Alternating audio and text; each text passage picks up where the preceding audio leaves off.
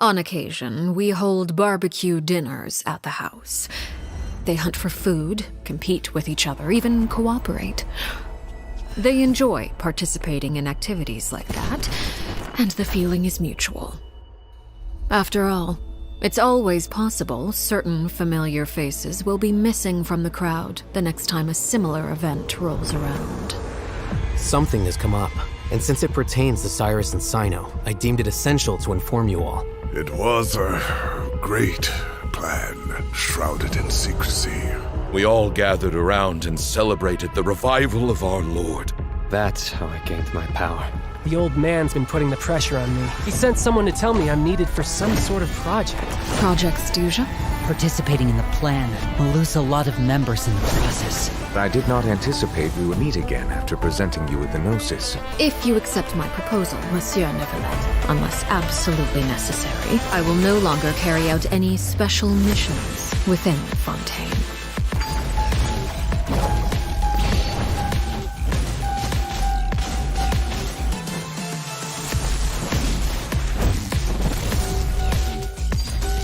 Transfixed! Everlasting as the moon!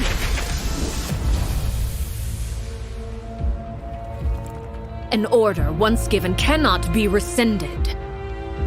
Do you have any idea what you're doing? You're hiding the very person Father has been trying to find. I really didn't mean to drag anyone else into this. If Father finds out about this, everyone involved is going to be punished. A traitor. Sino was chosen, but he was not the only one. You'd like me to return my power? I'm really looking forward to this rite of duels. The wisdom of Hermanubis would have been ours. I want you to become the next king of the house, yet you seem to have different ideas. I'm not saying I have all the answers, but doing so will only bring us further away from being a real family. Your words paint an optimistic picture indeed. Allow me to remind you, however, few among us are willing to sip from a glass filled with tasty water. I'll make sure it's drained of all impurities and returned to its cleanest form. Good things come to children who do as they're told, so I do hope you decide to tag along. There are many dangers ahead, and I, for one, don't intend to back down. I don't want to disobey an order from Father. So why? Why have you backed us into a corner? No demonstration of loyalty shall go unrewarded, and no sacrifice shall be in vain.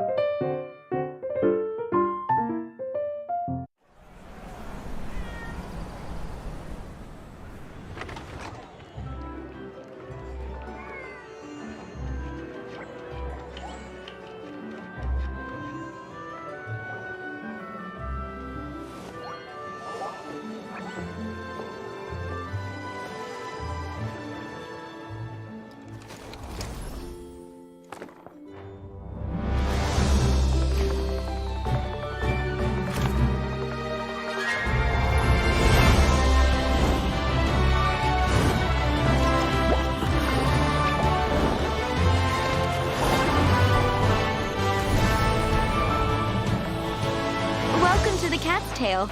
Ah, what a nice surprise. Don't tell me you came to learn Genius Invocation TCG without bringing any cards.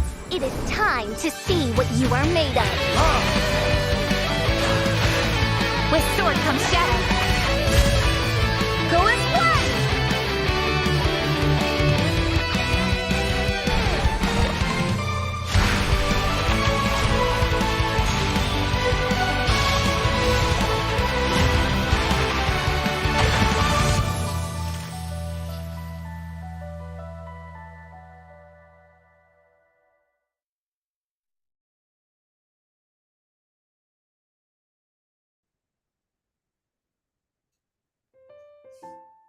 Welcome everyone to the 2024 Castles Gathering Asia Day 2 of Serious Showdown! I'm Coach Creations and Production Head of the GITC community, and I'm joined here by my fellow co-caster Kettle. Hello, I'm Kettle Tur. I make Genshin shirts on YouTube and stream on Twitch, so you might recognize me from there. I am so excited to be here again. Yeah, 2-day road cast, not something we have done yet so far. We had a very exciting tournament so far, many familiar names rising and falling out of the bracket, and today we'll be seeing the second set of matches. Are you excited, Kettle? Of course, yesterday's matches were so close, so I hope to see even more today. With that out of the way, let's go ahead and review today, the format, just in case anyone missed the first day. Sure. All right, so Serious Showdown is a tournament created for the top players of the previous 2 seasons of the Cattails Gathering. The best 48 players of the Asia server will be battling out for a very special prize, that being a place in the prestigious Prince Cup, an in-person tournament with a massive prize pool of $60,000. Oh my goodness, tons and tons of money. Only half of the players today will advance into the Prince Cup, and they'll be dueling it out in a double elimination format. The 48 players have been divided in 12 groups before, and today we'll be watching the final match from each group. Yep, and each match will still be a best-of-3 format, so we're going to have quite a series of games, and today are their final matches from groups 1 to 4. Yep, here's what we got. And the first match we'll be watching is Am versus Aim. Kind of funny naming there, but I don't think any of the players are related in that aspect. What a coincidence. Am versus Aim. Yeah, that's the first match we're starting off with in Group 1. And then we'll have 3 more matches later to look at from the other 3 groups. Very exciting. Yes. Always got to start somewhere, though. So here is the first bracket. And on the top of the list, outside of the match that we'll be watching, we have Inzaghi taking their win into the Prince Cup from the winner's bracket. Very, very famous player. Well known across the TCG. Yes. So Inzaghi has qualified for the Prince Cup. Excited to see them there. And it looks like Aim got pushed down into the lower bracket. And they're going to be dueling it off with Am, and we're going to watch that today. So only one of these players will be making it to the Prince Cup. So this is a pretty high stakes match. Yeah, absolutely. Last life on the bracket, and your chance in the Prince Cup is on the line unless you want to fight through wildcards. So we're starting off with Am. Look at that profile here. That's really cool. I think. Oh yeah, that is really cool. That has to be like an MMO, or it has to be like another card game. And looks like they're playing Mona Eula Wanderer, which is a pretty common deck. Am I correct, Kojo? Yes, ever since the introduction of Wanderer in version 4.0, Mew has been a very staple deck. Tried and true, no matter how many changes in the meta have happened. Some people say it's better, some people say it's not, but I think it's always been solid. Now we have Aim side of things. Oh, Aim is such a cute profile picture, but they're also using Mona, but slightly different. This is with Thundering Manifestation and Signora, which we've seen a few times across different tournaments. Yeah, absolutely. And we especially saw it in the first round, similarly yesterday. Both players mirrored into that. So 2 very aggressive decks, both using Mona and her great application and ability to fast swap. So let's see which one comes out on top, though. Yes, very exciting. I personally really like watching a Wanderer being played, just because I have a little bit of a soft spot for him. Yeah, I agree. The whole thing with Mew is that I think this is just my opinion, but I feel like a lot of people quickly write off decks too quickly, moving on towards patches. But I do find that it is true. Mew has gone in and out of favor a little bit, but for the most part, it is quite solid and won't really jeopardize your characters, because Eula doesn't really fit anywhere else into a lot of decks. So I see. Yeah, that's true. Yeah, and especially with the deck building, you're only allowed, you have to have different characters for everything. So it's like, why not, use someone that isn't typipally used, so you don't take something up. It looks like Aim has finally decided which cards they want to discard from their starting hand. Both players starting off with Mona. Yep. Yeah, a little unfortunate, grabbed Gamblers early, but I think for the most part they should be okay. On the other side with Am, I hope we don't get the names mixed up, because I might flip-flop a little bit, but I'll do my best to be as pronunciated as possible. Am had a pretty good starting hand. Nice. Alright, looks like Am is starting first. Yeah, I'm definitely happy with that. So they both have double Opera Abbey place, which is a card that we didn't get to see played yesterday, at least not intended in their deck. But it's a very simple, fixes your dice to your active character, and then if you have more equipment than the other person, then it just gets to stay that way. Ooh, that's really useful. Yeah, super simple, but super nice to get that off rip. So. That is very useful for die economy in the next round. And looks like Delved into Am is now active. Aim, yes. Indeed. Aim. It looks like Aim is also from that same guild we saw yesterday with SH as their their clan tag. Yes, they're very nice. one of the Korean clans for TCG. Yeah, we get to see some of them yesterday, so it's quite fun. Let's see if their teammate will prevail, though. Yes. All right, let's swap over to Thundering Manifestation. And looks like Am will get to act first in round 2. Yep. Yeah, it looks like Am opted just to drop all their support cards as many as possible and eat the damage. They think they'll be fine without it, so... Yep. Oh, well, they did get 2 somewhat sustained cards, or like a second chance card if Mona does go down, because she is pretty low already. Absolutely. Yeah, thankfully, thanks to Wanderer's ability to hit people off field, he almost never runs out of that elemental application that he can spread around to all the characters. So as long as they maintain it, you know, you really don't have to worry about having Mona's skill again. Yep, Aim is thinking about what die they want to keep here. They do have that 3 Hydra die. Looks like they're gonna keep it. Oh, well, that's a lot of Hydra over on Aim's side. There we go. What do you want from me? Swap over to Wanderer real quick. Ooh, signature weapon, 2 Talia's Remembrance. Very nice. Yes, very nice. The wind rises. Alright, elemental skill coming out, empowering all his future attacks. Not his all, but the next 2 future attacks? Yep, the next 2, and it's going to be even better with Talia's Remembrance because, of course, just at base, all weapons do +1 damage, but now his charge attack is going to cost only 2 dice. Oh, that is so good. Super good. I love that weapon. I was messing around with it. I'm like, man, this thing's great.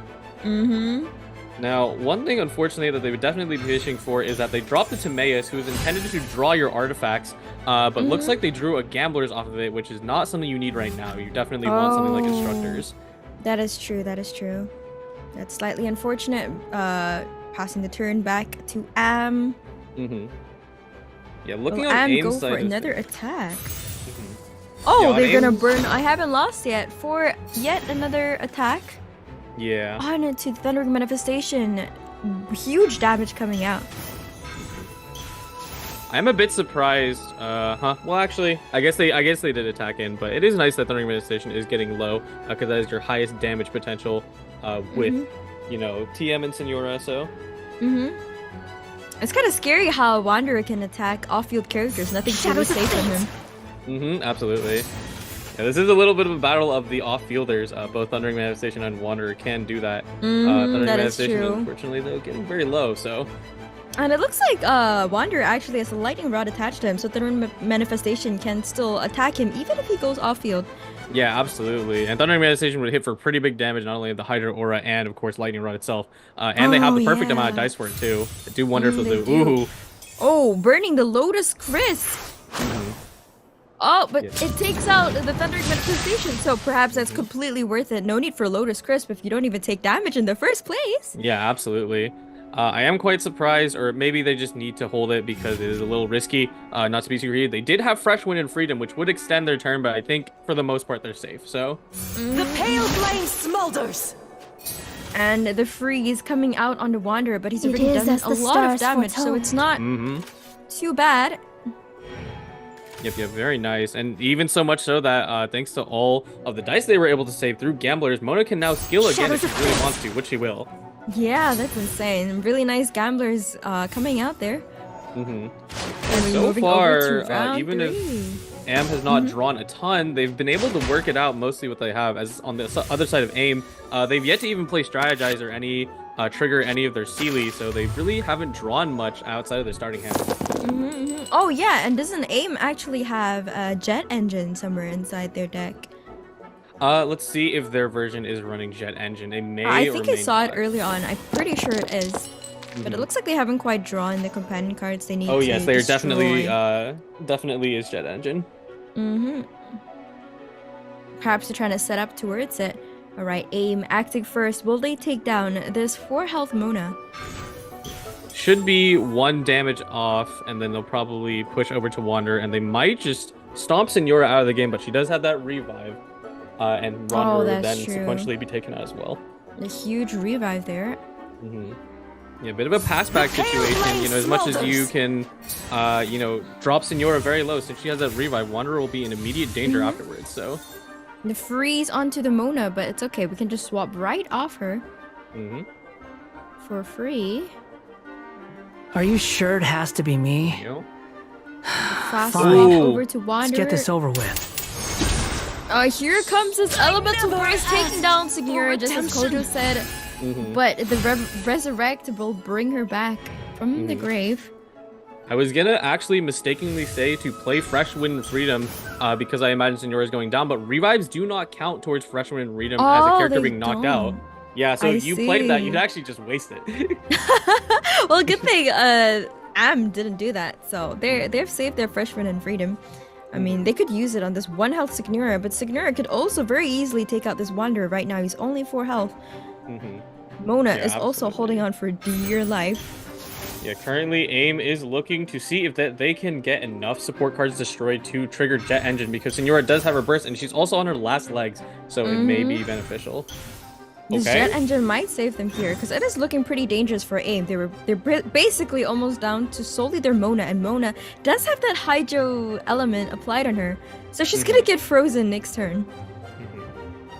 Yes, absolutely. They do have some support cards to destroy, but yeah, only 4 dice left and no magic to speak of, so there's nothing. Or well, actually, there's one Gilded Dreams, but that's still not enough. Strategize. Perhaps that will save them. Oh, Senora and Gilded Dreams. Oh, yeah, not for cautious. Senora, yeah. They got the cards they needed, didn't they? Yep. Wait, that is huge. That could have saved them the game. Yep, it might actually. Winning the RNG battle. They just generated a jet. Another That's a third jet. That's crazy. No. A third jet? No way. Am has no idea. The level of luck AIM just attained. That's crazy. That's a 5-star pull right there. Yep. We'll see if they go for a 4-for-4 in the EU side of things. Someone actually pulled all 4 jets and procced all 4 of them, which is that's insane. crazy. Yeah. That is insane. You don't even need, like, since there's like a limit of 16. Yeah, it's like you don't even need to fully charge jet. It. Yeah, that's insane. Yeah, they are thinking, just taking a very careful calculation if they can somehow cheat out a little bit of extra dice. Yep, they only have 3 left, so they have to be really careful of how they use it right now. Yeah, very good move on the Liar Song. They can do a free Gilded and gain a little bit of dice, and then probably do it again. Yep, reapplying this artifact called Gilded, which gives 2 die of the corresponding element. And now they're back on die again. Again, Twinsaw Liar being played to remove the artifact so they can play it again. Yep. Do it again. 3 die for days. I must be shaking. Yeah, really good that they had a artifact already or on Senora. Otherwise, this whole thing would not work at all. Yeah, that is true. That's crazy. They got the exact cards they needed at like the last possible moment. Yeah, even with the pretty quickly crumbling, they're still able to use everything in their hand to their advantage. Maybe this 1 health Signora and their Mona could actually take out Am with enough die on their side. Yeah, this is gonna be a bit of an uphill battle, but it's very possible. All right, gamblers. Oh, the gamblers as well. Taking out Wanderer, not even using her burst yet. What's your battle plan? 3 die left. And the swap over to the Eula. Ooh, that's not good. Oh no. But Eula will be able to finish off the Signora before she even uses a burst, so that doesn't really trigger Jet yet. Yeah, it won't trigger Jet, but yeah, Eula equipping the gamblers means that Senora is on her last leg. There's Fresh Wind and Freedom. Oh, Fresh Wind and Freedom coming out. He's gonna be able to freeze Mona, so Mona won't be able to act even if he gets his jet engine running. He's stuck. That's so bad for AIM. No. They can't even get their burst. They can't even trigger Jet.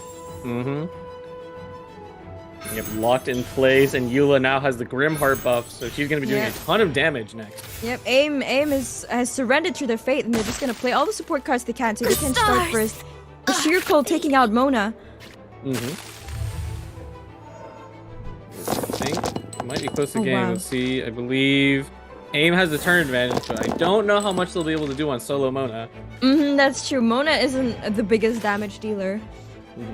And Eula has her burst locked and ready. However, it looks like Am didn't get very lucky with their die rolls. A lot of Dendro die, which they don't need. And they only have 2 cards to tune. So this is looking kind of bad for them, isn't it? Yeah, looking quite dire. If AIM had the I Haven't Lost Yet, which they do have in their deck, it would definitely help a lot so they could generate that extra energy to get Mona burst off immediately.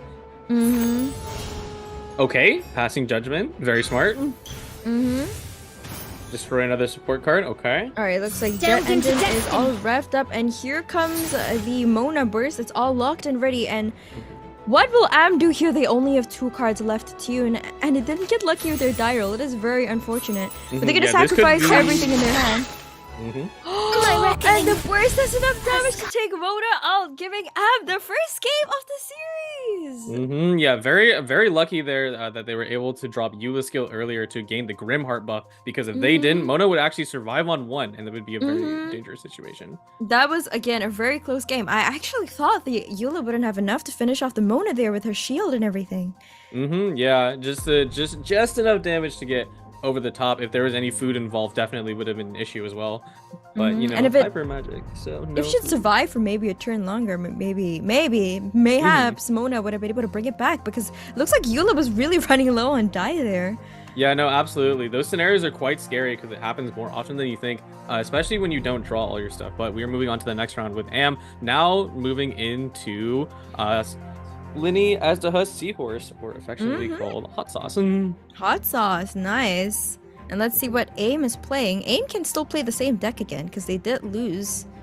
So you're allowed to play the same deck if you lose with your deck, which is a nice addition.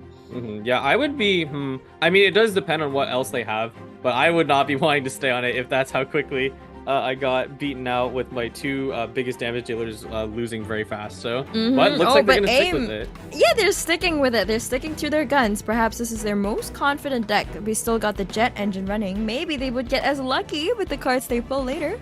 Hopefully. Yeah, definitely hoping for a better mulligan this time. Or the other time, I think they they like held on to strategize the entirety of the first 2 turns until they really played it, which, you know, you definitely want to get that out a little earlier because your cards are kind of everything here. All right, Am versus AIM again for match 2 for that spot in the Prince Cup. What do you think of this matchup? I'd say, because we definitely saw this yesterday, and I think I'm definitely more inclined. Yep, you're saying? I'm more inclined to believe that Linny as a Seahorse just had the better tanking potential. Yeah, maybe be able to outlast all of the damage from the Mona Thundering Manifestation and Significant. Yeah, absolutely.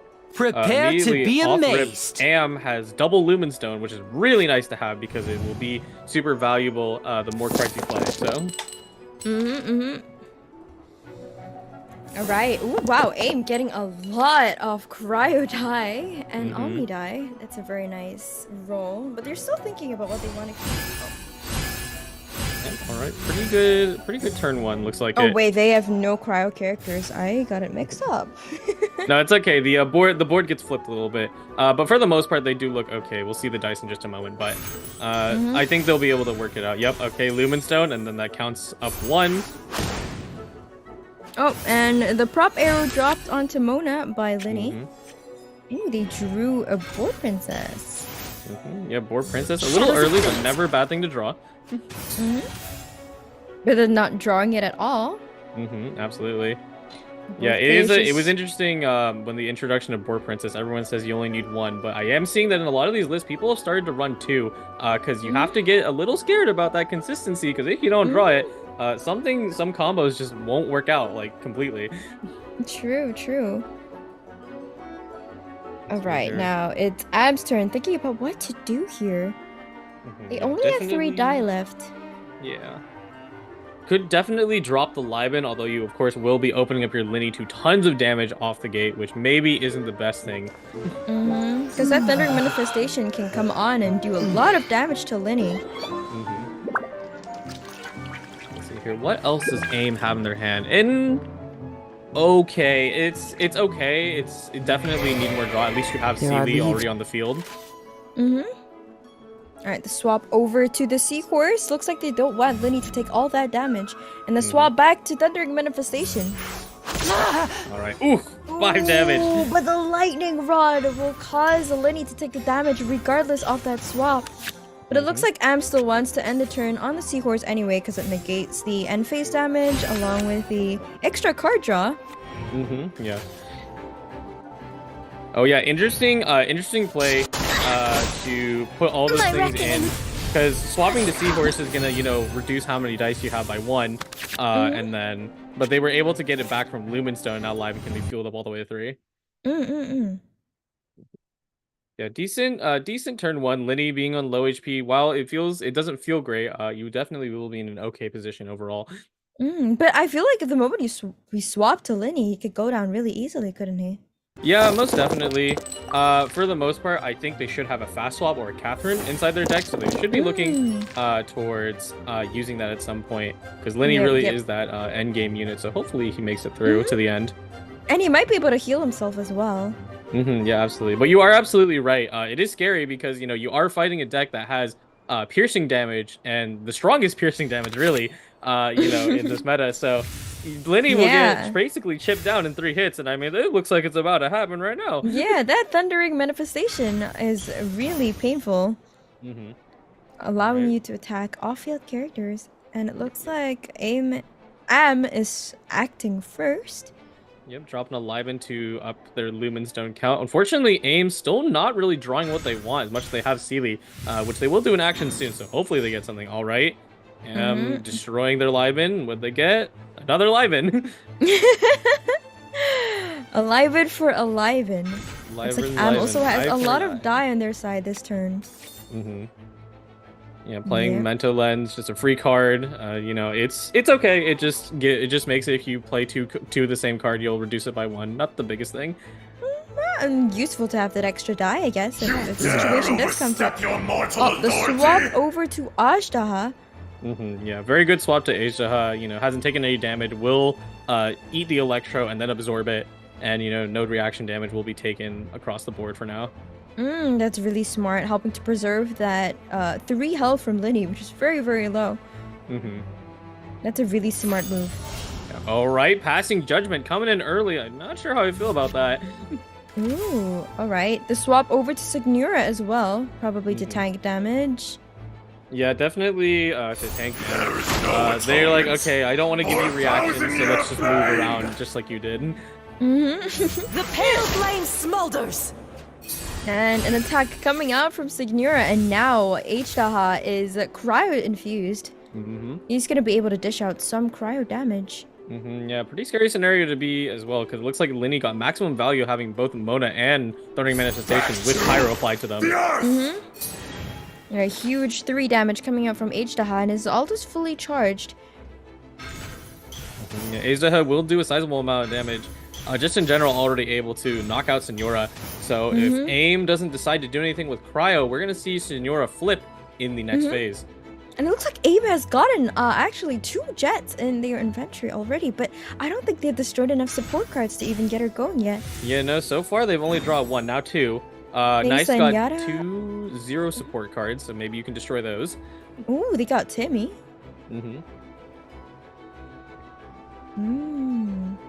And now they're thinking about what to do with the support cards they have there in their hand. Can they get their jet engine up yet? They only have 3 die left. That's not a lot. They're having a hard time deciding between sacrificing Signora or not, because she is pretty much at her final steps right here if she stays, which looks like she is, so... True. Looks like we are staying on her. Oh. Okay. Recycling the Gilded Dreams to generate more cryo die for them to play with. There we go. It looks like Signora will be hitting Ajdaha another time. Interesting. I definitely would have considered... Actually, no, never mind, because always has that revive, so Boar Princess would not trigger in this moment. Oh yeah, good point, good point. The revive from Signora. Am has to take that into account here while they decide what to do with the remaining 5 die. And the swap back to the Seahorse. They seem less afraid of AIM swapping over to Thundering Manifestation to do that electro charge damage, but that also does cost 1 turn, so perhaps they're pretty confident that won't happen here. Yeah, absolutely. It is an interesting thing for Am to swap back to Seahorse because since they are aware that, you know, it is hyper magic meta, there is no healing, so Signora will be forced to flip in the next phase, so no freeze is really in range. True. Alright, I'm deciding what to do here. Will they trigger that overload? Because that's a force swap over to Thundering Manifestation. Although AIM does have no die left. No dice left since you couldn't do any Vortec or any Liar Songs since you already spent them all. Kind of just stuck on where they are right now. I'd probably just drop your support cards and you'll have to roll from there. Let's see if Am chooses to trigger the overload here. They do have to die for it, unless they want to play some of the support cards they do have in their hand. Yeah, because they are also running Jet Engine, so any support cards destroyed will count towards that. And they also, as well, aren't very close to max stacking their Jet. That is true, but it does feel like AIM is quite a bit ahead in terms of setting up their Jet. They've destroyed quite a number of support cards already. Yeah, absolutely. And they also have more zero support cards for free as well, so... That is true. Tremble and submit, mortal! I mean, even in the other thing, they already have Jet. That is the biggest problem. Yep, and back to AIM. Why the swap back to H-Daha, actually? I do wonder. I think for the most part, I think they're just stalling out the turn. Reading out the intentions of the opponent. Or perhaps, are they trying to do a huge... Today, you witness your reckoning! I thought they were gonna trigger a melt reaction, perhaps. Yeah, that is a good point. I actually... Yeah. I would have wanted to see a melt there, but I guess I think the damage is probably equal, so just get your energy off and then you can start regenning again. Yep, and also he also gets a shield for that, so I guess that's not too bad. Yeah, not too bad. Pretty nice. They were able to pull a Gilded Dreams, and they do have 2 Yaois, so they can start getting a little bit of magic dice if they need it.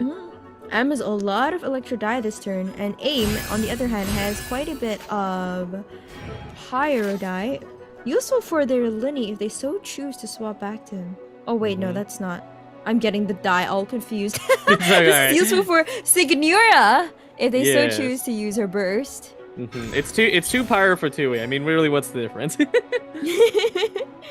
True. Yeah, we do see the Signora flip now. It is always a fun mechanic that most people do tend not to remember just because it doesn't really come up very often in the match. So, that's true. Which is that when she's below a certain amount of HP, she will auto flip the next round. Is that correct? Yep, absolutely. And it's very interesting to see that become such a punishment to an extent because no more food means that you're not going to be able to bring Signora back to her cryo form ever. So oh, that's true. And also you miss that like the extra revive, which is always useful because that forces your opponent to have to hit you twice just to finish off a character. So that removes that altogether, which hurts a lot for AIM. Now AIM is I did say there was no on-demand freeze, but Mona Azaha does have the cryo on him, and Mona is on the field, so they can actually freeze him, which I would definitely recommend. Yep, AIM is still considering their options. Maybe they're calculating whether they can get their Jet Engine up this turn because they do need it. Yeah, absolutely. With with no other means to generate more dice, and Am now acquiring more means to generate dice, you need to start winning that race now. Oh, yeah. No freeze. They opted not to freeze. The swap over to Signora. Perhaps Signora will be the one to finish off. Oh, I think H-Daha here. No. Oh. Are we starting off the Jet Engine? She only has 3. Now 4. And it can be 5. Yep. One's Jet is put on the field. There we go. A whole extra 10 die. It's like the turn never happened, just like you were saying. And the burst coming out, finishing off H-Daha. And granting AIM. Huge 8 damage. A huge amount of extra die. That's massive. Yeah, didn't max stack Jet, but doesn't matter. I mean, 8 Omni dice is wonderful. You love to see it. Yes, that is wonderful. And now Am is stuck with their only 8 die. Their Jet is nowhere even to be seen in their hand. Oh, never mind. Just as I said it, Jet makes her grand appearance onto Am's hand. I think you gave them the blessing there.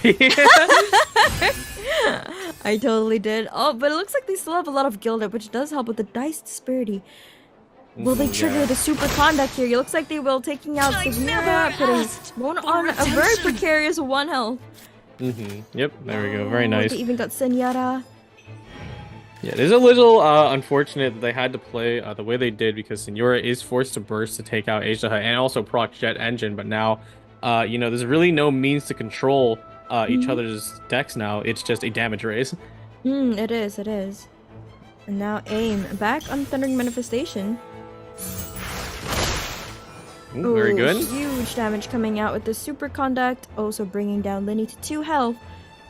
Both players looking very low. You're getting quite scary. I am worried now. True damage race right now. There is no healing on either party's hands. It looks like they're fishing more support cards. Ooh, that might potentially help, considering that AIM only has 2 attacks left, and they're being forced to Mona now, so... Oh, yeah, the force over to the Mona. Thanks to the overloaded, but Mona does have that passive which allows AIM to swap back without costing a turn. But that's gonna cost him... Oh! 0 damage thanks to the shield. Alright, the Jet being played. Looks like Am is looking to burst here to get that extra die from Jet, which might actually win them this game. Yeah, there's a very realistic chance it can, because AIM still has 1 more attack, and they will probably swap to Thundering Manifestation, burn their last artifact in hand to get 1 more attack. But that will be curtains for them in terms of what they can do this turn. Yeah, and it looks like it might not be enough to finish off 2 characters, just 1. This is really dangerous for AIM. They need to win this game if they want a chance at the Prince Cup. Absolutely. There we go. 1 Jet, and we're gonna proc it. Alright. And the shield completely saves the Mona. Yeah, big ups. Yeah, big ups to that. You know, also just in the scenario that it is, they don't want to take out Mona, at least right here, even though it's so incredibly close, because it would give them a free swap to Thundering Manifestation. That is true. And now AIM is deciding what to do. They still need to use the die if they want to go over the Thundering Manifestation, but it looks like Mona won't be able to do anything anyway. Oh, they had to use the die to swap him over. Oh yeah, and looks like it does look like that Mona's passive has already been spent, because now it is back to Am's turn. Right. No wonder AIM was in a really tough situation there, and it looks like they chose to swap back to Thundering Manifestation. Are they choosing to sacrifice? Honestly, that's a great read from Am to notice that Mona's passive off, because there's no visual indicator. You just have to remember, did they do it yet? Probably. That's so smart. The tracking of these high-level TCG players. That's so impressive. Maybe there's some like Easter egg I don't know about like Mona's passive, but as far as I'm aware, there's no visual indicator. Okay, you have regained your dice from SSK. An extra die. Oh, they can get 1 more attack in. The burst onto the Thunder Manifestation. The Seahorse slamming him at 1 health. Oh, that's a lot of end phase damage. Yeah, this is quite scary. Pretty much Am has to finish the job right now, or is actually... Yeah. It's 1-1. He does, and it's not enough damage to finish off both Mona and Thundering Manifestation. Because he needs 2 hits and he doesn't have enough die. Yeah, and AIM is also perfectly set up too. They have Hydro onto Electro that is going to cause Electro charged. Ooh, boy. That is true. Wait. Whose end phase damage comes out first? I'm pretty sure that matters here, doesn't it? Yes, it does. It matters significantly. So whoever ends first, their summons will go first. Oh, okay. Oh, they're ending their round first? Oh my gosh, I'm so excited for this end phase. All right, both players have ended their round. Right, they shoot first. And then something else will proc, because they just did play the support card. Heals Linny for 2. The support card, the heal. That's huge. That is huge. That just saved Linny, didn't it? Linny that saved Linny. And he gets to attack first. Prepare to be amazed. Oh, I am amazed. Yeah, I am amazed. True. That clutch support card healing Linny at the very last second. Yes, the Senora destroying support cards to randomly generate into Wong Shu in. Perfectly in clutch. 6 damage. Clean it out. That was insane. And match 2 goes to AIM. Or is it Am? Is it Anthem? The names are confusing. The names me. are we get so swapped up. Oh yeah, Yes, but yeah. that is the end of that, I believe. Yeah, I believe. Oh wow, that was so close though. I cannot believe Wang Shu in came in clutch for that match. Yeah, Wang Super Shu duper in. useful. That was like a random card. That was insane. Yeah, because Very, it's very generally looked down on for most healing. Because there's the very similar card for Venice Cathedral, which heals your active character. Wang Shu heals the off-field characters. And the thing about Wang Shu is that if nobody's off-field, it doesn't work. So Yeah, they were very that's- lucky they were able to make it work in that scenario. That's crazy. And congratulations once again, Am, for making it into the Prince Cup. Looks like we're going to be taking a 6-minute break now before we start watching Group 2's match. So stay tuned for that, grab some snacks, and we'll see you. Yep, we'll see you right back. Bye-bye.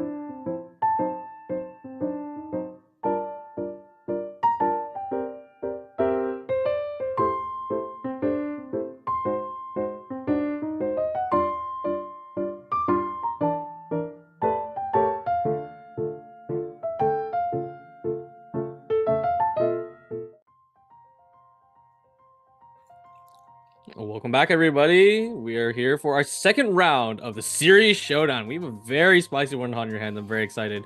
How are you feeling, Kettle? Yeah, I'm really excited, dude. Those two games we watched earlier on were so close, even though Am didn't manage to scrape by. I can't wait to watch the matches from Group 2.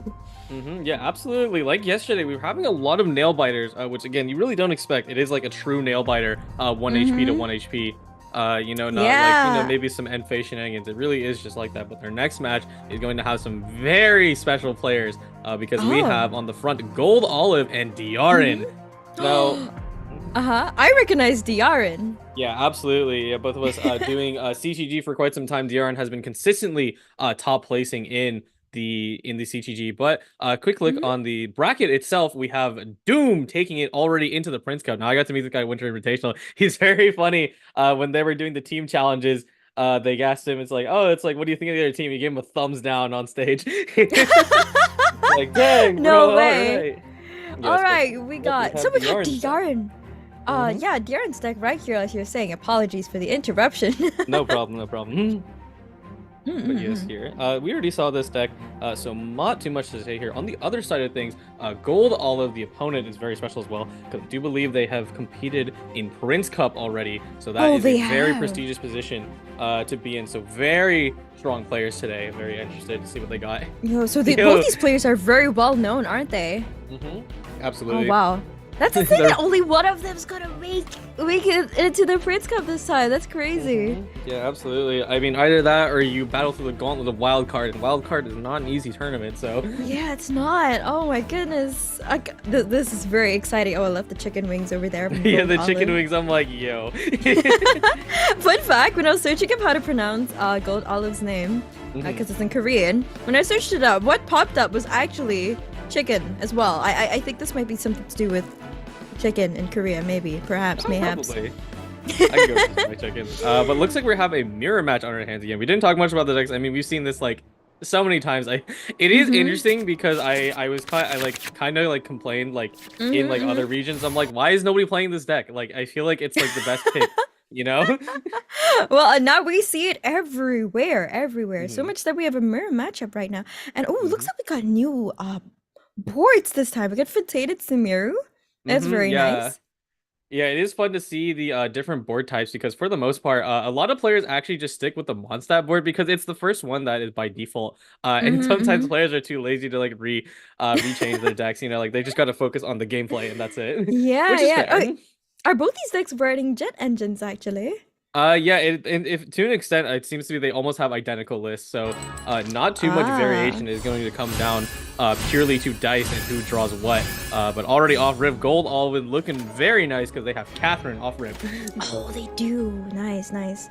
Oh man, we're getting new music this time thanks to the Fontaine board. That's very nice, and very nice to see the Fontaine board here. Yes, the Fontaine board is very fun to see. Every single board has different effects. This one, it's a little hard to see with the screen resolution, but it has little bubbles flying around. It does. That's okay. Well, yeah, you can see on the Sumeru board side, there's like little leaves. That's so nice. Yeah, they're very subtle, but you'll notice it. All right. Yeah, I think we know how this starts. Linny shoots a prop arrow, and the other Linny shoots a prop arrow. Yep, and then lots and lots of support cards everywhere. Support cards for days. All right, even applying an artifact, and here comes a prop arrow from Linny.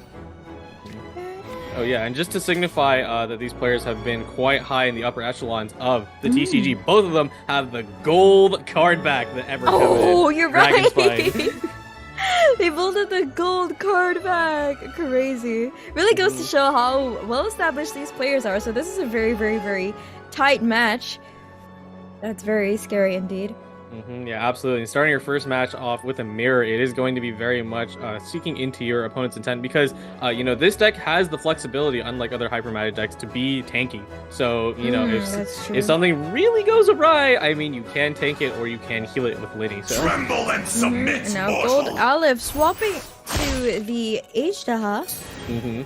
Yeah, very unconventional line. Aisha always, you know, usually comes out around turn 2 or 3. Not even going to Seahorse, interestingly. So yeah, I wonder what's the decision making behind that for Gold Olive. Are they trying to build towards H-Daha's ult early? Most likely, that's actually a very good read because they will most likely absorb 2 elements in this instance because actually, they don't have Aisha's passive yet, so they won't absorb the Electro yet. Yeah, And if anything, it might just backfire. Exactly. Yeah, no absorption yet, so. Yeah, no absorption. Or maybe, perhaps, they want to avoid the overload damage, so they're putting the element on H-Daha, and then the final swap over to the Seahorse so that there is no overload. Oh yeah, that is a really good, really good call out on the fielding of application because now not only will Asia be able to absorb Electro later, but nobody has the potential to be reacted on the side to Seahorse, and that's a good thing. So. All right, the Pyro coming out onto the Seahorse. Let's look at the die roll for the next round. Ooh, I hope that reroll works. Uh-oh. To Omni, to Electro. Now let's see how this reroll goes.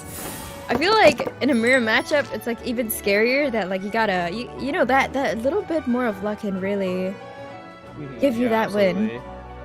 Yeah, it really will give you the edge because, you know, your opponent can do exactly what you do back, you know. There may be like small things with like turn priority, but really it's not going to make that much of a difference. No, Diaren opting to re-roll his Electro die. It looks like they don't really want to use the Seahorse's turn, but it kind of backfired because they didn't really get anything they quite needed apart from one Pyro die. Ooh, very interesting. It looks like Diaren just opts to swap onto Asia as well. It's like, yeah, I don't want you to react, so I'm also not going to take a reaction. Yeah, both players being very careful about the character's placements. They don't want to give their opponent that reaction, which is such a smart move, actually. There we go. All right, what did we draw there? Ooh, okay, early jet, not the worst thing. See here, yeah, definitely needs, both sides really need to start destroying support cards though, because they haven't really done that yet. For 1,000-year pain! Alright, and now H-Daha has his passive up, so he can start absorbing elements if he gets hit, which does help to charge up his burst damage. Yeah, I am going to start being scared of Diaren's H-Daha because next they will be absorbing Electro unless that Electro gets cleared somehow, which it probably won't happen considering the field right now. True. And that will... now. Yeah, that will kind of be the maximum absorption elements because there's no other elements in this game besides Pyro and Electro, so... Oh, that's true. So he gets the max possible damage, and it looks like Golden Olive is just gonna go all out on the support cards to really charge up that jet. Yeah, really hoping for a little more. They can put down that zero cost seed in the middle, and then whatever is on the side. But that's the extent of how far. Okay. Oh, huge damage coming out from Linny. Triggering the overload, healing Linny, and the force swap over to Diaren's Linny. Yes, absolutely. Very good, very good stuff there, denying the Electro absorption and also now putting H at a very critical point. So it's going to be a little tough. Let's see what Diaren responds. Diaren's just playing support cards right now. Strategize being played. Let's see what kind of cards they got. Ooh, they did get Yayoi. Yep. Yeah, very fun. Could you run us through what Yayoi does again and why she's important? Of course, yes. Yayoi is going to reduce the cost of your artifacts by 1, and then if other characters also have artifacts, it will further decrease the cost. So you can go lower, all the way to 0. Oh, that's so useful. So it allows you to like play Gilded Dreams and get extra die over and over again.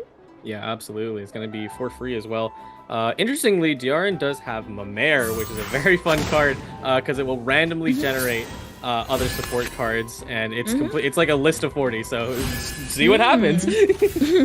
I see. Prop error dropped by Lenny, which ensures that Diarin's gonna be able to get some pyro application onto Gold Olive at the end of this round. Yeah, for the most part, it is a kind of a neutral game, even with a Diarin's Ace pretty low, and that should be equalized very quick. You know, because at some point, Gold Olive is gonna have to swap to them. Yeah, with just one reaction, they're gonna look really, really even. So that's just one hit away. And Gold Olive is not thinking about which character they want to end on. Especially given that Linny does have that that prop hat on the field. There's gonna be a reaction going on here. Oh, they're choosing to tune a card, putting down Jet. Yeah. Very interesting. Putting Jet early. Not sure if I would do that at this moment, but it's okay. They are gonna get Weeping Willow.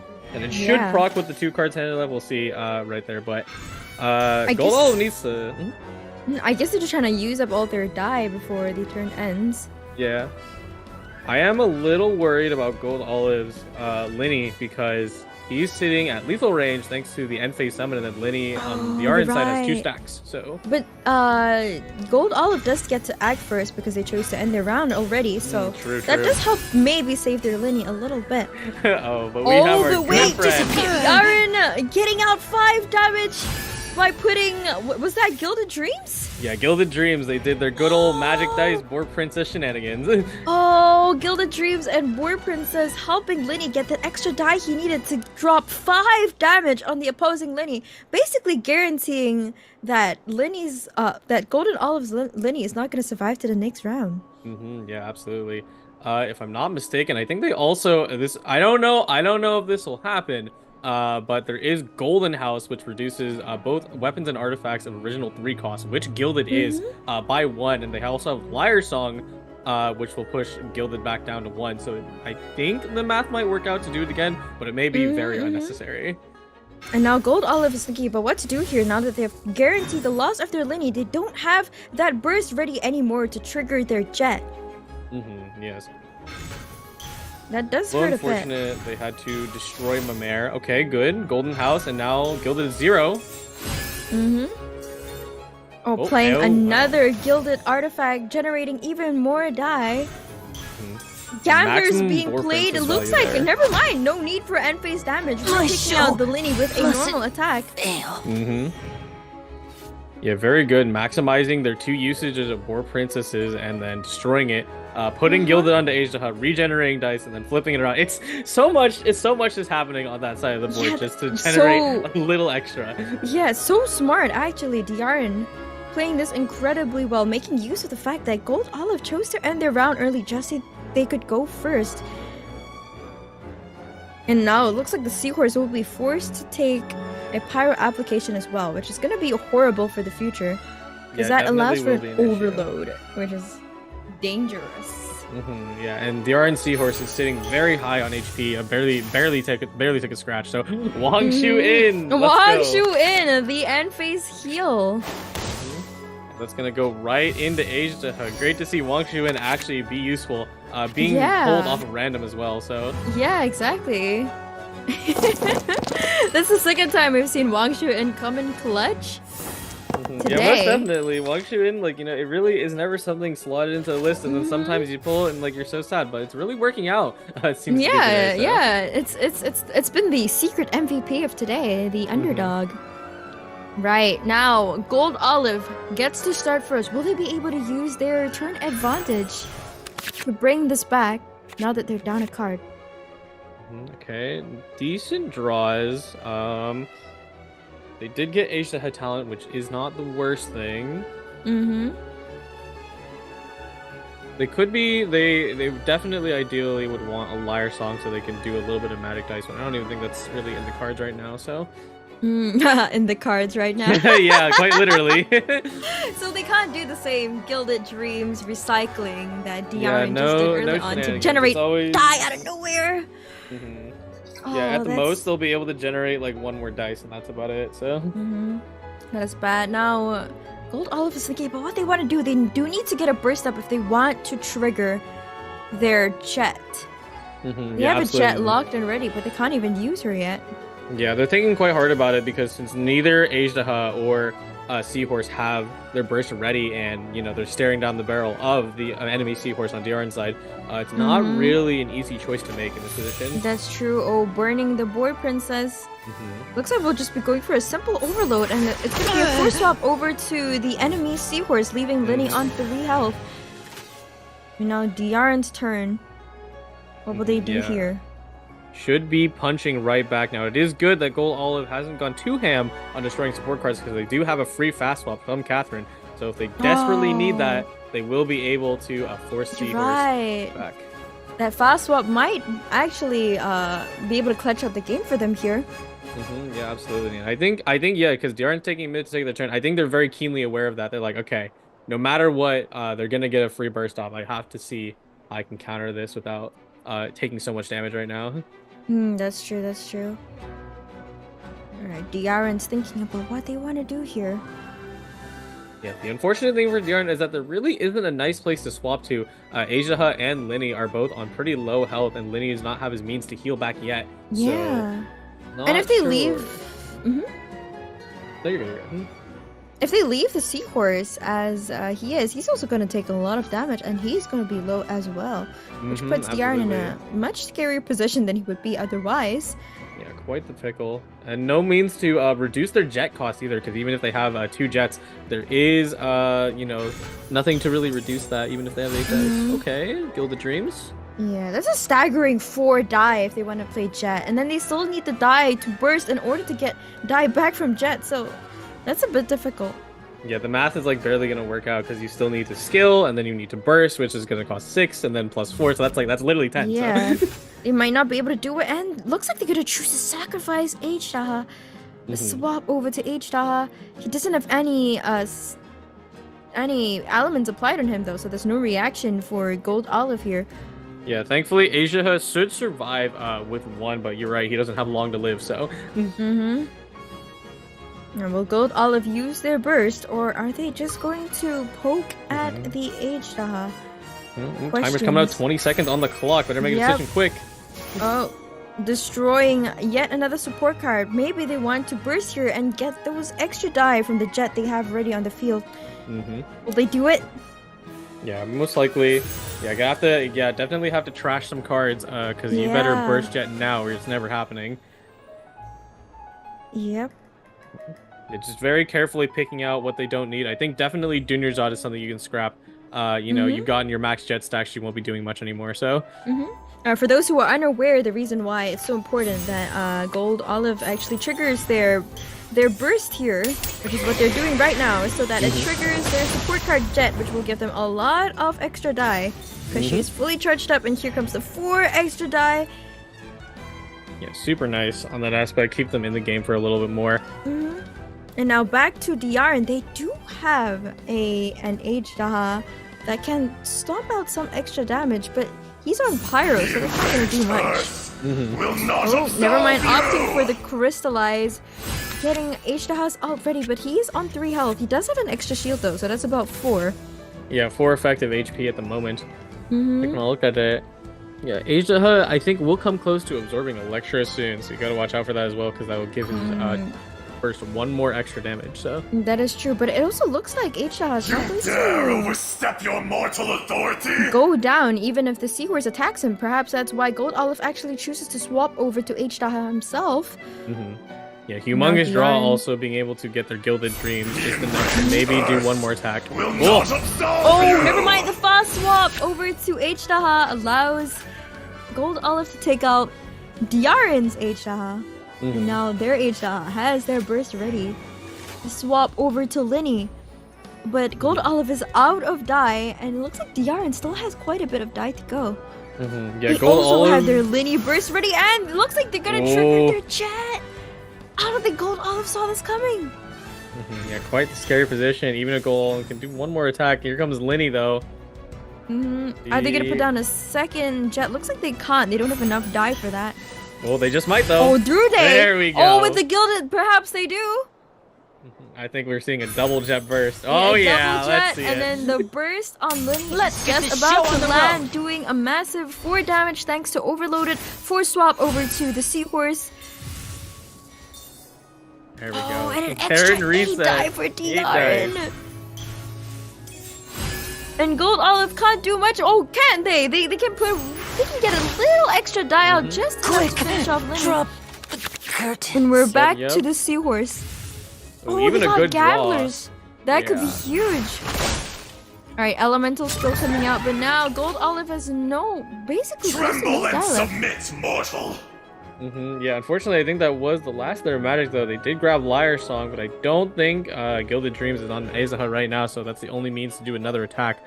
And it looks like H-Daha is within Lido range. Gold Olive looking at the last few of their options. There's not much they can do. Maybe they could play, Sun Yarachi if they can get a good support card that will save them at this very last moment.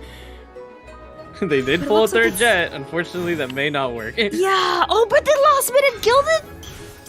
Yeah, The Shadow last Senki second maybe Gilded gives him! another Liar Song. Another song, Oh, no! That's not what they need. They need an extra die. They just They're need gonna a try die. it again. Come on, maybe Yeah, this they're trying time. again. Oh, another Oh, jet! That's not what they unfortunate. need! They need a Very die, and it looks like they're all out of options. Yeah, looks like it is going to be curtains for Gold Olive. Maybe play the 2 jets for fun. Oh, okay. Aw. Wah, wah. And the GG's. game goes over to Diaren. Nice. GG's. Yeah, GG's. That was what so looked like- close.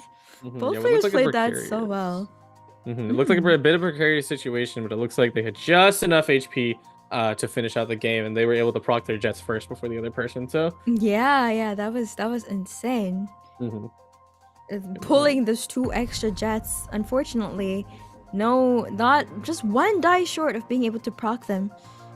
Yeah, for the most part, a pretty calm round. I am very interested to see how they will be playing into the next one, and if they are bringing more of the same list that we've been seeing so far. Most likely, because these players, are very good at the game. So, there's not really any reason to throw a lot of curveballs in there. Yeah, they're really insane. I can really see why they're both very, very well known in the community. Yeah, mirror match is never easy to play. I never enjoy doing mirror matches at all. Because it's just hard because it's like, okay, you can do what I can do, and then like Yeah, it's also yeah. with a slower deck. Okay, And it looks alright. like Diaren is playing a deck we're pretty familiar with. We've seen this a bunch of times. Yeah, I good do ol' wonder if Gold Olive is going to play the same hot sauce deck, with H-Daha and everybody. Since Yeah, they I do wonder if can. they'll stick with it. See if they have anything else that they will be bringing. Yeah, not too much to say here. It's about the same thing that we've been seeing most of the time. Yep. The same Gilded, same Jet, Yayoi, Gilded everyone. Jet. Oh, hey, Yep. you were right. We're gonna watch a very, very similar matchup. Actually, what's been the record so far? We've watched this matchup I think a few times, but I cannot remember who always comes out on top, to be honest. For this one so far, I believe that Linear H-Daha Seahorse has been coming out on top over Yelan OTK, mostly just because I think the Yelan OTK ends up, or sorry, not Yelan. This is not Yelan. This is the Mona one. The Mona OTK. Yeah, Is Mona that what you OTK, call it? Signora OTK. It's OTK? one of the names. Signora Electrocharge. Signora Electrocharge. Yeah, it's. I'd say for the most part they just aren't getting what they need so far, and that's why Linear Asia his Seahorse has been taking it over them. Right. Yeah, it really does throw the naming off. Because it always has been called like Yelan OTK, but now you switched Yelan out. It's like, okay, well, what do you call it now? Mona OTK. Mona OTK. I'll probably stick with Signora because I think she's quite important inside the deck. So. That's true. She feels like the centerpiece, isn't she? Mona's just there, support. Alright. Alright, double Playing Lumenstone off the Lumenstones. bat. Very nice. Oh, could just run us through what the Lumenstones do. Yeah, absolutely. After you play enough of your support cards, it'll trigger and you'll draw a card and also gain a dice. So even if you spend a lot of dice moving out your support cards, you'll be able to gain it all back. Yeah, there you go. Now up to That's 5. really useful. Alright, and because of that, Diaren has been able to play a lot of support cards without sacrificing too many die. No, they should just be dropping skill, unfortunately. Or actually not. No. They'll fill Liven with 2, but not all the way. Yeah. No, it's okay. I guess you conversely- could trigger the next turn. Yeah, conversely on Gold Olive's side, their dice are not looking good. You're gonna have a hard time with that. Oh, yeah, that's true. Are they gonna have to tune everything, or will they just opt to use all the cards in their hand? They do have strategize in there to get a bit more extra cards. Maybe Yeah, they I'm can work definitely with- hoping they can make use of that. Mhm. Yeah, if they really want to get crazy, they can drop Liven and destroy it with Senora, but that's a little overkill. Alright, Oh, well. playing the Delved into Sealy. destiny. Oh, could you run us through what the Sealy does actually? The treasure. Yeah, Sealy was something we never touched base on, but it is a pretty quintessential thing for all of these cards. Is that anytime you do just any action in general, it'll increase the counter, and then once you make it to 3, it'll draw you 3 cards. Oh, that's so useful. That's really, really good for getting extra cards, because cards are really important. Yeah, did run drop out the of cards, strategize and you can't drew tune 2 anything gilded. either. Yeah, 2 gilded. No reduction though, so still can't fix their dice technically. Oh yeah, you're right. And all these cards are pretty important in their hand, aren't they? Yeah, absolutely. Like if you really desperately need it, you can play gilded with the 3 Animo dice, but that just doesn't feel great. So Yeah, what will Gold Olive do here? Looks like they're being forced into a very difficult decision. What will they sacrifice? not sure. I think, yeah, as much as it sucks, I think you really are forced to play gilded here because, you know, sacrificing. I mean, I guess you could sacrifice Ace to Hatan. Are they really gonna use Senora to burn Liven? No way. Oh, are they? Super early. It's not a terrible play. It's just I feel like it's a little extra at this moment. I see. I mean, they could tune 1 card to get enough for their prop hat. Yeah. Lenny's prop hat. They really need to get Lenny's prop hat out, don't they? Yeah, that is super key. Not dropping Linny's prop hat will lose you 2 bouts of pyro application, which is definitely that's not something insane. That's really bad. Yeah. They need to get it out somehow. And better decide quick because the 20-second timer is coming very close. So Yeah. Oh, there it is. Man. Really unlucky on Gold Olive's side. Alright, playing the Gilded. Pretty early. It looks like it's necessary, and it looks like they'll have 3 die to feed to Lyman as well. Yeah. Definitely a better scenario to be in because they, as much as the Thundering Manifestation will damage them, but later. So that way, Linny, for the most part, is safe right now. So. He is. Alright. Back to DRN's turn. DRN already ended their round. My bad. Yeah, no, it was a quick pass back. Linny hit, and then the DRN is probably spamming the end button. So. Yeah, DRN's like, I want to go first. I'm just gonna end. They already know there's not much they can do anyway. They only have 1 die left. Yeah, it's something you won't see, you know, usually during the replay, but.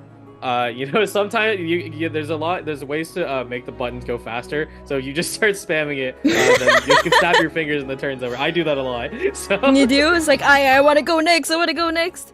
Yeah, no, I sometimes have a little bit of a habit of playing a little too fast. So I don't know. It's just a bad habit. And so I've sometimes heard people like, stop playing so fast. I'm like, why not?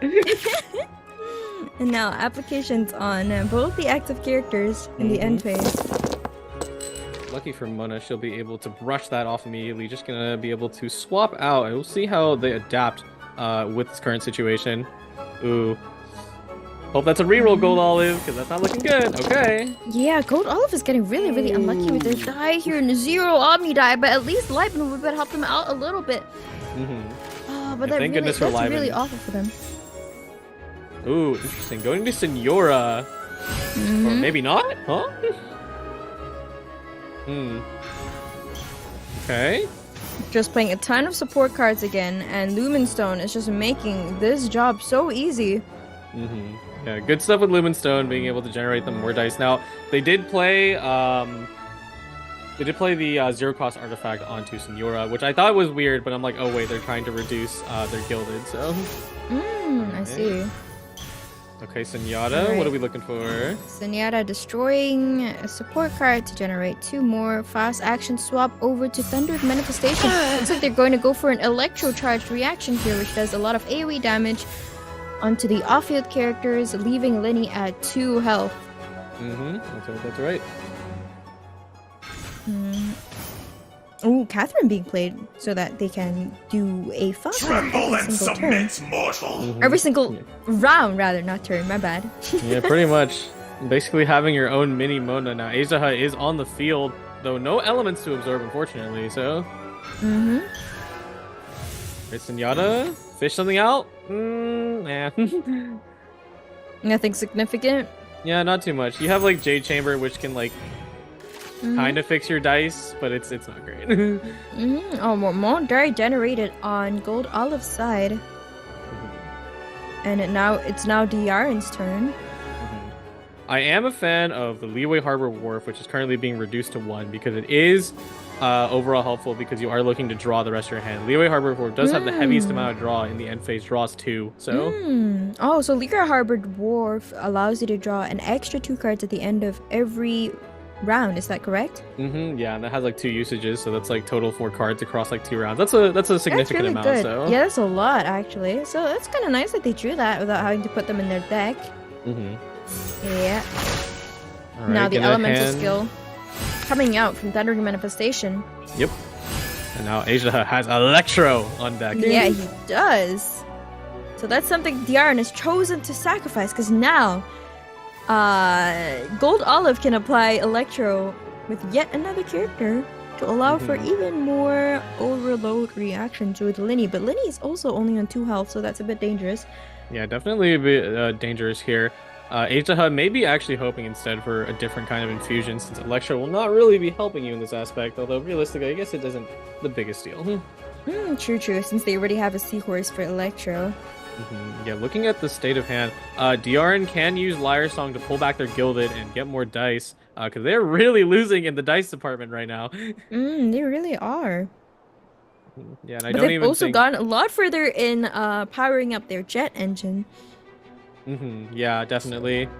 I think they will need to destroy a few more, but they would be able to do it if they really wanted. It may not be the time. 20-second timer. Alright, and here comes the elemental skill back onto the Thundering Manifestation, the Uno reverse card. Yeah, pretty much. I mean, it's a 3 Electro skill back at you. Thanks for giving me that. And now back to Diarin. The swap over to Signora. Okay, not bad, not bad. Gold Olive has a lot of die to work with. What will they do here? Definitely should be dropping probably a superconduct damage if they feel like it, but okay. Ooh, generating a lot more die. Yeah, that Azaha talent. I don't think they'll absorb cryo, unfortunately, but I don't think it matters. That Azaha is still doing alright, so... Yeah, he's alright. But he will take some superconduct damage, but we'll bring the pale flame smolders. Yep, and here comes superconduct, bringing Liddy to 1 health. Oh no, and they did end up absorbing cryo. That's really good. That's really good now. Oh, they did. Oh yeah, that's true. Back to the earth. Alright, and now applying cryo back onto Signora. Wow, that is scary. Now every single one of Diarin's characters has an element on them, which could open them up to a lot of reactions. Yeah, good call on the Linny, because yeah, Linny is definitely reaching his wit's end because he's only got 1 more HP, and you know, both Signora, pretty much everyone in this deck is going to deal some form of piercing damage unless they freeze. So true. And it is back to Diarin's turn. Diarin is completely out of die. Meanwhile, SH has a lot more to work with, so that's a bit scary for them to end the turn here because they can't really do anything. Yeah, I am wondering, let's see I do wonder what Gold Olive will do. They do have 2 stacks of Azaha, so they will be doing a good amount of damage. So they should just start slamming away onto as much damage as they can onto Signora, and then probably swapping off as fast as they can.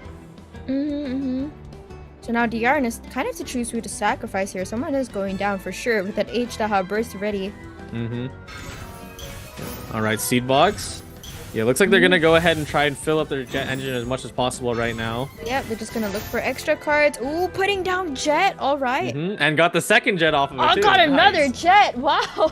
Okay. Huge. Our next turn is gonna be very scary for Gold Olive if they don't do something here. So what will they do with their 7 die left? I think for the most part they should definitely be able to finish off Signora, but you still have to deal with a pretty high HP Mona and TM. Yeah, exactly. And you witness your big damage. Oh, ooh. 7 damage exactly. And now the resurrect onto the 1 HP Crimson Witch of Flames. Yeah, I do wonder if they're. I do wonder if they're gonna try max value Linny by dropping another prop arrow. That was very. It's an no, they're gonna honor do it. to be here. Oh, maybe they are. They could tune one card so that can get a prop arrow out, and that would also help do some damage in the end phase. Although Diaren can just pick to swap to Mona, and then there wouldn't be any reaction done. Right. Yeah, if anything, I would definitely tune out Jade Chamber, because Jade Chamber is probably not going to help you in future rounds, because it forces your dice to be rolled as you're active, which Azaha likes rainbows, so he would rather prefer different dice. Now it looks like they tuned Vorukasha, so they lost that artifact. For redemption. And then they heal back on to Linny. That's really helpful. Oh, they're using Covenant for an extra 2 die. Yeah. What are you gonna do with that? Definitely would play Worf with that, or at least run away from Linny. Yeah. I am a little interested why they went for that healing skill, because I think as much as you have enough effective HP, Mona and TM have instant access to Electro Charge, so that's gonna immediately lose value. So True. Wait, how much damage does Electro Charge do again? Only does 1 piercing, but since he's on 2, it only takes 2 hits. So. Oh, that is true. Just 2 hits of Electro Charge will immediately take them down.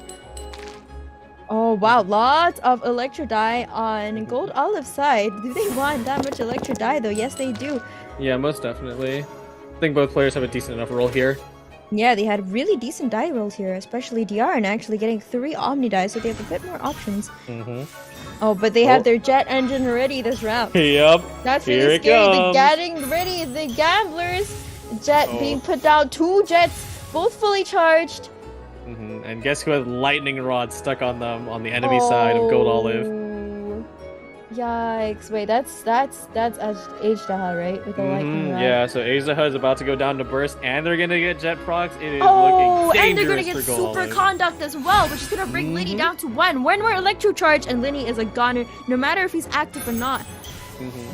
And SH can't heal.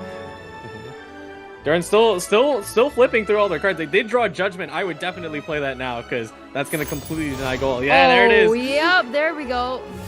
Judgment being played. The fast swap over to Thundering Manifestation thanks to Mona's passive. Dude, Mona's passive is so strong. She's such a good support card. It's insane. Yeah. And here comes the 5 damage. Not even triggering the burst yet. They're waiting. They're biding their time. Linny left on 1 health. And now Gold Olive is also playing their jet. This is a really dangerous situation for them. They need to win this game. Yeah, quite surprising. They didn't drop burst, because it was, guaranteed Azaha to be lethal either way. So I don't know, maybe they just wanted to get that little extra. I don't know, maybe they were just trying to flex. Maybe they think they got it in the bag. Yeah, I do wonder why they didn't just drop that. Maybe they're saving their burst for someone else. Does Thundering Manifestation's burst do a lot of damage? No, not really. It does like 1 less than skill, so it's not. I'm not sure why they would do that. So. Oh, I see. That's odd. So they actually opted not to use the burst there, very strangely. Yeah. Yeah. Let's see here. Yeah, just thinking about it. Gold Olive is of course not out of the game. They really wish they had an extra support card, because currently they can't actually trigger their jet engine. We'll see. Oh yeah, you're right. The jet's only on 3. That is pretty bad. I'm really wondering why Diaren chose to hold on to their burst there. Yeah, they could have triggered their jet engine already, but no, they're gonna opt to do it later. Prepare to be amazed. Oh, the swap back. Linny. 1 health, Linny putting on Gilded Dreams. They're gonna get the last amount of. Oh, maybe not. Maybe they could heal back his health. Unfortunately, no props. Round of applause. Unfortunate, but I guess they swapped to Linny for the overload reaction. Force swap back to Mona, and now Diaren doesn't have access to that quick swap anymore. Oh wait, another jet. Oh, another jet. Oh yeah, another jet on a Gold Olive side. Oh, wait, another fast swap back to Thundering Manifestation thanks to Catherine, right? Yeah, Catherine coming in clutch. Burst, and now we looks so rich on die. Absolutely, I think it's gonna be curtains for Gold Olive. Unfortunately, boom. And take out 1 more in me. Let's see it. Finish with the burst. Yeah. All right. The style point. style. Wow. Points. I mean, come on. If you got the burst to finish the game, you gotta leave it with the animation. Yeah. Diarn, it felt like Diarn calculated all that out. It's like, I know I don't need to burst here. I know I don't need to. I can finish off the game with that. It'll look cooler. Yeah, but there we go. Diarn takes it over Gold Olive. Yeah, congratulations, Diarn, for winning that. They're going to the Prince Cup in person. So looking forward to see Diarn there. Again, very, very well played from both players. That was pretty close, actually. Yeah, quite close games, and I think they both played the best they could with what they had. There was not really, there wasn't really a lot of like small mistakes or anything. They just like did the best with what they were given, which is just how the card game goes. So yeah, they were really creative with what they had. Anyway, it looks like we'll be heading into a 10-minute break before we watch the last 2 matches of the night. So don't forget to stay on for that. Grab some snacks and water. I know I will be, and you'll be able to join us right back with round 3. Yes. See you later.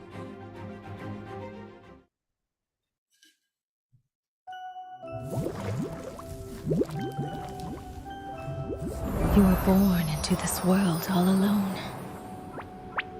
But here in the house of the Hearth, you will grow up to be strong. Your goal is to learn, to compete, to defeat all your brothers and sisters in battle, and become king. Where's Perware? Didn't she want to hear the story? Excuse me, Mother. She's doing a funeral for her spider. That child. Maybe her curse is flaring up again. Clairvy, see to her. Oh, okay.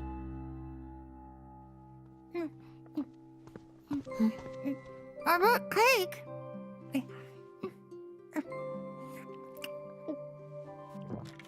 You want some? Sure.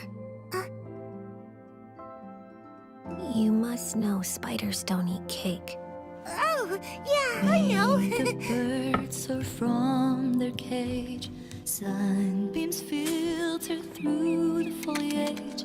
Flames grow with immortal courage. And I hope you won't be tainted by fate. Nothing to fear, so go alone. Do mothers usually argue with their daughters?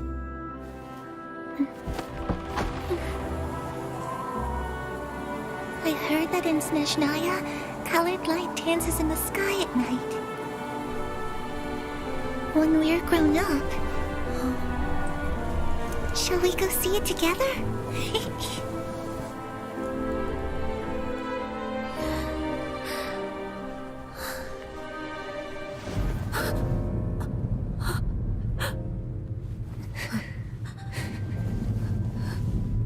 You will be a great king.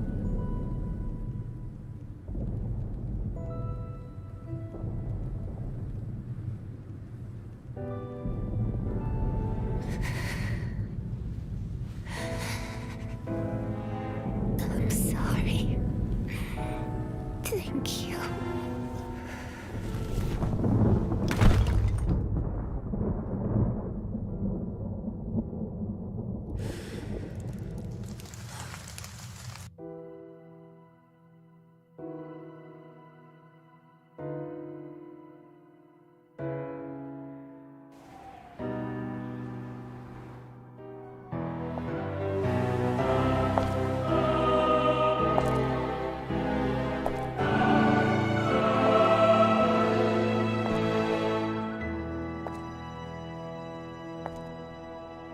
I should have pruned this flower long ago, not waited till it wilts.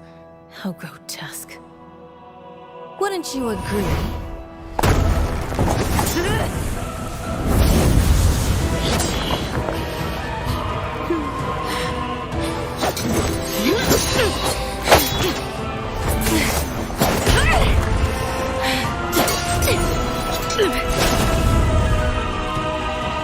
Innocence and kindness are such beautiful qualities.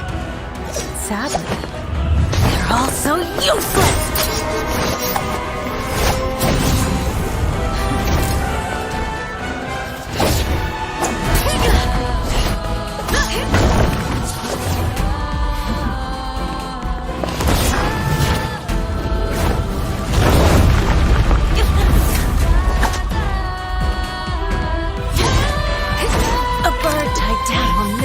the nest. You are no exception.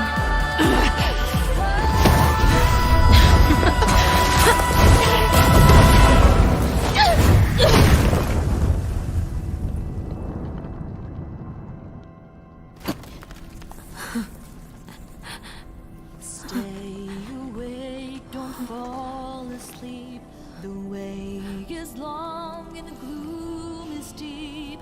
Embers glowed in the hearth, still sleep. Surrender. Let your mother guide you, and you shall become the one true king!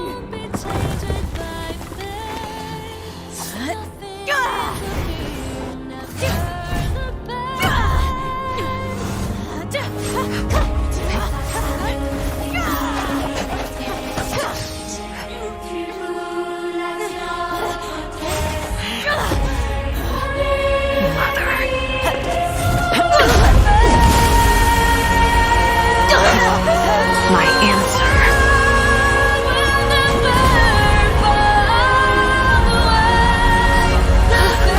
is no.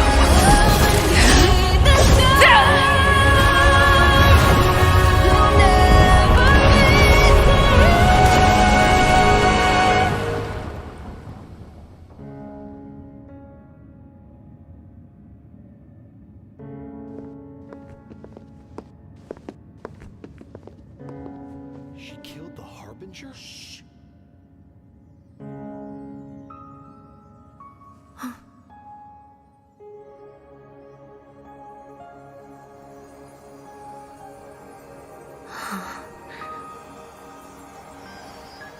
Her Majesty the Tsaritsa has decreed as follows.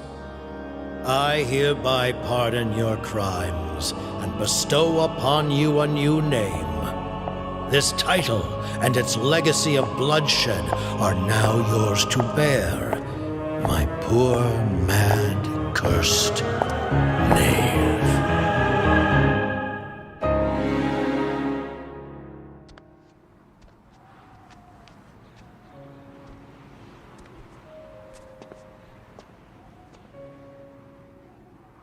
Come with me.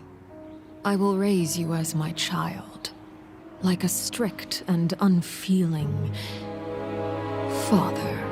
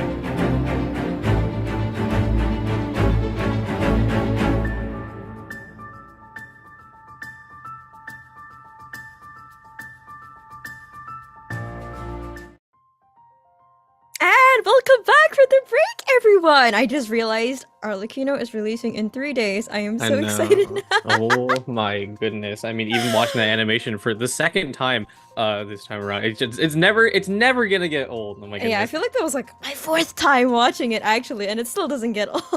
Absolutely. Do you have any plans how you're gonna pull Arlecchino? No plans yet. I hope I figure something out. But you know what's more exciting? The fact that we have match 3 coming up. How do you feel about that, is Kojo? on deck now. I am excited to see this one because we have someone I am aware of, at least who I've been able to see chat in the social channels a lot, is CJR, and we'll see that in just a moment versus their opponent. So I actually recognize CJR from a previous tournament I casted as well. So it's nice to see them back again. They seem to be very well known. Yep, we got CJR's versus Yi Ba-yin. I hope I'm pronouncing that right. Yeah, I think that's definitely quite close. But yeah, CJR I do quite well know from just not only the CTG tournaments, but they also are quite helpful with making a lot of resources for the community. So it is good to see it, and just shouting out across the board. We got Dio already moving on to the Prince Cup. Dio! I remember seeing Dio. Wait, do I? I think so. It sounds familiar. Yes, Dio's also been in CTGs. So I see. Oh wow! So CJR got knocked out by Dio into the lowest bracket, to the losers bracket. Sorry, and we're watching CJR and Yi Ba-yin battle it out for a spot in the Prince Cup, and it's the same deck we've seen before with the Jet Engine, nothing special. Yep, same song and dance, but we'll see how top players take care of these matches, because even if you are playing the same things, constantly around the clock, there's always going to be a little bit of variance. Ooh, nice profile picture, I like that. Yeah, I like both their profile pictures. Actually, Yi Ba-yin also playing the deck that we saw before, and previously we did see this deck win, correct? Wait. Yes, we did. Yeah, we did. Let's see if that happens this time around as well. Yeah, definitely. Last time, the opponent was able to sort of take the health advantage and was able to maximize uses of Senora, so they didn't have to worry so much about the early on tankiness of, Azaha, Seahorse Linny. So. Yikes. Wonder how they'll play. Yeah, no variations really, as I could tell. It's about the same, and that's all right. Yeah, pretty similar. You're right. It's very, very exciting here. I'm excited to see how this plays out. Yep. And I mean, who knows? I mean, maybe it's just the first match. There's always the second one, and they may pull out something very different. So that is true. All right, there we go. Here's the first mulligan. Decent start for Yi Ba-yin. And then CJR still deciding what they want to throw out. Definitely will put away Jet. Maybe passing Judgment, but it looks like Yi Ba-yin just everything. yeah, throw out everything. Meanwhile, Yi Ba-yin choosing to keep their Arcane Legends cards of Passing Judgment so that they can play it anytime they want. Yeah, it looks like they're going for an early stopper, because for the most part, you usually put your Arcane Legend cards away early, because nobody's going to be Magico on the first turn, but maybe they're planning to stop that. 5 million passes across the board. Yep, all the passives coming out already. And now CJR got to act first. Actually, how important do you think it is to attack first in TCG? Does it give a lot of advantage? It should give an okay amount of advantage. It does. Attacking first is super matchup dependent, but it is a very real topic to talk about now. Let's see what will happen here. Seahorse is going to apply Electro to Mona, and then Mona will apply Hydro back, and then they'll move over to Linny. So I think for the most part, going first, I don't think it's much of an advantage for CJR in this moment, because then Yi Ba-yin will be able to take the turn advantage next turn, and they're the person who has freeze, and that's going to be a problem. So it looks like they opted to do a slightly different opening. Instead of starting with Linny, they started with the Seahorse, probably to take the Hydro from Mona. Yeah, absolutely. Right? Just trying to take away that Hydro from Mona. They don't want Linny or Azaha to be frozen early on, so. Yep, correct. Denying that freeze. I do wonder how much has been tested on who should take the application early on if they're worried about that, because I feel like maybe to an extent Asaha might be the better idea, because he can actually take advantage of those elements and absorb it, unlike Seahorse. That's true, but you would have to use a skill, I guess, which actually is not too bad of an idea either. Maybe if they had to die for it. Yeah, the dice definitely would not be the best thing to work with right now, and Iban Yin just cycling out their cards, not the best thing that they want in their hand right now. And putting on the Vorukasha's. Could you run us through what Vorukasha's glow does again? Of course, yes. It's just simply if you're the active character and you take damage, you'll draw one card. You draw a card? Yep. Ooh, that's really useful. Yeah, very simple, very nice to use, especially with the being, for free, so, free draw. Yep. Elemental skill onto the Mona, applying Electro on her. Ooh, if they do choose to end the turn with Mona, which would have been beneficial because she does have that passive, that's gonna hurt a lot for Mona because it's gonna trigger an overload, but it looks like, never mind, then he's not gonna drop a prop arrow. I am completely wrong. No, it's okay. It's a completely unconventional line. We've gotten so used to Linny dropping prop arrow, but yeah, it's something completely different. CJR just holding their ground on Seahorse instead, which is not really it looks normal, like they've adapted their playstyle. We love to see it. Different matches. Whoa, that's a lot of Omni die over on CJR's side. And yeah, perfect high roll, and it's everything in their deck too. So. Ibanian is thinking about what they want to do here. They're gonna keep their cryo die. Looks like they want to go for a Signora turn. Yeah, I would suspect CJR is the type of person to study, very specific matchup things. I mean, any top player would, but like really getting into the nitty gritty of like the exact numbers for all the cards is not easy. So that's why I imagine they're like really holding their ground, Seahorse. Perhaps they've played out the scenario before in practices and decided, you know what, this is the best way to counter Mona, TM, and Signora. Absolutely. Perhaps.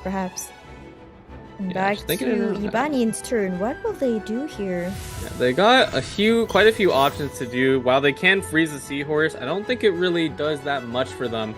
Because, Seahorse is still like full HP, so it's like, oh no, ouchie. True. And also, Seahorse isn't really the main source of damage. No, not at this moment with no reactions. Seahorse can't really do much, so. Yeah. Looks like CJ is trying to slowly also charge up their Jet engine a little bit. I'm surprised they played Jet this early, actually. Yeah, no, playing Jet early is not great. All right, passing Judgment early as well. The pale flame smolders. Yep, and here comes the freeze onto the Seahorse. CGR is going to have to spend a turn to swap off. Yeah, CJR unfortunately doesn't look like they're going to be able to even do much at all this turn because, if they wanted to do their Boar Princess into Magic, they can no longer passing Judgment. If they wanted to destroy support cards to refuel Jet, they also can't do that, so. You're right. The strength of prepare to be amazed. Swap over to Linny. Yeah, definitely. CJR has a lot of Omni die, so they're not worried about the die department at all. Absolutely. Yeah, I don't know. It doesn't hurt to play the passing Judgment. I would have saved it though, because you only get one of them, so you're not going to be able to do it again. True, but there's only like so many rounds in the game. You're gonna have to play it in one round at some point. Absolutely. Okay, good move. Generate extra dice thanks to Boar Princess, looking for an attack onto Seahorse most likely. Yep, there we go. Yep, bringing down Seahorse to only 3 health. Ooh, broke the barrier as well, so I don't believe they will be getting the card draw, so. Oh, you're right. That does hurt a bit for CGR. One less card, one less option. And here comes the prop arrow. Oh, Oh, wait. Strategize is gonna get negated. No. That's so unfortunate. And that is, this is really unfortunate because CJR needs to start emptying their hand right now because they're getting very close to overdraw. And they just can't get rid of a lot of these cards. Yeah, they are. They're kind of stuck now. What are they gonna do? Yeah. Thankfully, they do have Dunerzad into Yayoi that they can drop out, but it does feel bad not being able to use like the not so useful cards right now. So. True. What happens when you get too many good cards at once? I guess. Yeah, no, it does. It is an interesting thing that just everything in your deck has become so quintessential that it's very hard to justify burning cards. Tremble and submit, mortal. The swap over to H Daha. Yeah, definitely should be going for an elemental skill. Okay, interesting. Applying Gilded for extra die. Looks like they're gonna be playing a bit more than we expected. Yeah, definitely a good move because Azaha will get that absorption, pyro dice, and boom, now I am set to go. Yep, and the huge damage onto the manifestation. Yep. There we go. Oh, TM is actually done for. Linny's little cat summon is going to take him out. And 2 quick swipes from H-Daha with the Gilded Rooms will bring Thunder Manifestation to its definitive death. That does really suck for Ibanian. Yeah, no, I don't think they saw that coming. Oh, wow. Yeah, the sheer cold giving super comeback, leaving Seahorse on 1 health. So it looks like both players are very likely to lose 1 character each. Yeah, absolutely. Even if Thundering Manifestation was chipping away at Seahorse, now they're completely out of the match, and that's going to be a problem, I think, because that is your highest damage potential. So. True. No more Lightning Rod as well. Yeah, if I take a look at their list, I don't believe they're running any damage boosting food. Because yesterday we saw like the super crazy play of getting maximum value out of Tandoori Chicken would boost all your skills by 2. That's not going to happen here. Oh yeah, true. No, I don't think I saw any food in their decks either. Just waiting for it. All right. And then beginning to charge up that jet engine. She's at 4 now. Meanwhile, CGR has only 1 jet in their hand. Nice Hydro. Oh yeah, the nice Hydro onto H-Daha, and H-Daha also managed to get that Hydro, so now they're extra charged up. How many stacks is that? Is that 2? It currently is 2, and it's the reason I point out the Hydro is because for the most part, Mona never ends up scaling into Azaha just with how the flowchart works. So it is nice to see Azaha get a different element because Hydra is a very utilizable element, you know, out of the other 2 options. So yeah, it is, and unfortunately, Ibanian had to give that to them. Yeah, But CJR that quickly also- playing a ton of cards. That also opens up H-Daha to getting frozen. This looks looking pretty dangerous for Ibanian. Yeah, they may. I think CJR is calculating that I believe Mona can be finished off with burst, but is it really worth it? Probably not. It's so tempting though to just take out a card when you can. Yeah, absolutely, but that is the sin of greed in the good old card game. But if we opt not to finish off the Mona here, what's the implication of that? I think for the most part, it just means that they have to. Actually, yeah, it really doesn't change too much. So you are right. They get to fast swap over to Signora anyway, so. Yeah, true. Perhaps it's not too bad an idea to finish off the Mona here, since, you know, free swap regardless. Yeah, even with the combination of Catherine, it does. Having I haven't lost yet up in Yiba Yin's hand does make it a little scary. But I think it's only 1 jet, right? So it's not that bad. Just 1 jet. But perhaps CJR is worried about that potential 2nd jet in their hand. Signora can dish out a lot of damage if she has a lot of die. Yeah, absolutely. Even with like, you know, not being able to see what's going on, you just have to account for every card because otherwise it'll be a problem. Okay, going to Linny. And it looks like CGR has decided to swap over to Linny, not using that burst yet. Maybe their jet's not completely charged yet. They do 2 jets. They have 2 jets in their arsenal. Oh my goodness. Now disappear. And just overload, causing Mona to literally disappear. And now the swap back to Signora. She is on full health, but she might go down really, really fast here. If Ibanian is not careful. Yeah, that's a little unfortunate. Also, the jet draw. I do believe Linny should have his burst now. So, you know, Yiba is staring down a very dangerous situation against CJR. Yeah, they are. They also have another jet in their hand, but that's nowhere near enough die. They do also have the I haven't lost yet card, so maybe that could come in very, very clutch here.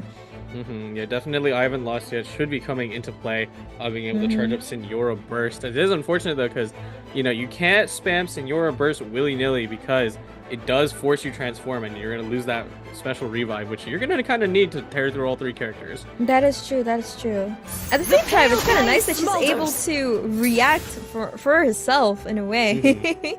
Yeah, absolutely. Yeah, that is kind of the thing with Senora being able to, you know, react with herself. You know, being once she swaps the pyro, she's gonna start dealing huge melt damage across the board. So if she can get that cryo application off on more characters, that'll be huge. I mean, HDA doesn't even really need that cryo application because they already have Hydro on them, so that already opens them up to vaporize. Yeah, I think CJR is probably going to start loading up with Jet here, because you know I think it's pretty much the best time that you could do it. Really push, this is the best Yin time. back. All his characters have their burst ready, so that's pretty scary. It looks Goes like all right. we've played Number one of the Jets. Are we getting a 2? Are we getting a 3 Jet burst? That'll be exciting. Absolutely.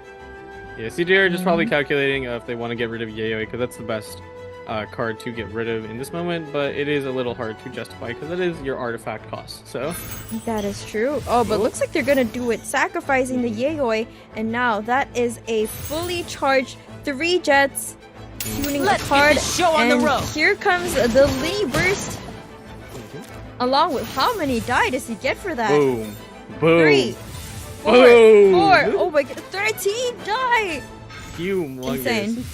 Oh, this looks really bad for Ibanian. I don't see them bring this back, even if they have. I haven't lost it. Witness my suffering. And here comes the Elemental Burst, transforming her into the Crimson Witch of Flames, but at least she heals for 2. Yeah, most definitely taking off that damage from Linnea. Now, Linnea's sitting in a dangerous spot. They were only able to proc 1 Jet, unfortunately. They have no artifact to generate more cards. Ooh, that's a lot less compared to CJR's. And CJR is still able to heal their Linnea. I don't see Ibanian coming back from this. Yeah, not in the current moment. Oh, but they do have Gamblers. Never mind. Gamblers could be huge, taking out Linnea. Who will CJR swap to next? Will the Seahorse be the next to fall? No, never mind. We're swapping over to HDA, who does have his burst ready. I'm pretty sure that puts her in lethal range. Yeah, absolutely. HDA already has 2 stacks, and the burst is locked and loaded. Here it comes. Yep. Boom. 7 and damage. Down goes a Signora, and that's a GG's, and the first game goes to CJR's. Yep. Yeah, pretty well played across the board. Getting the triple Jet is really just a little extra, you know?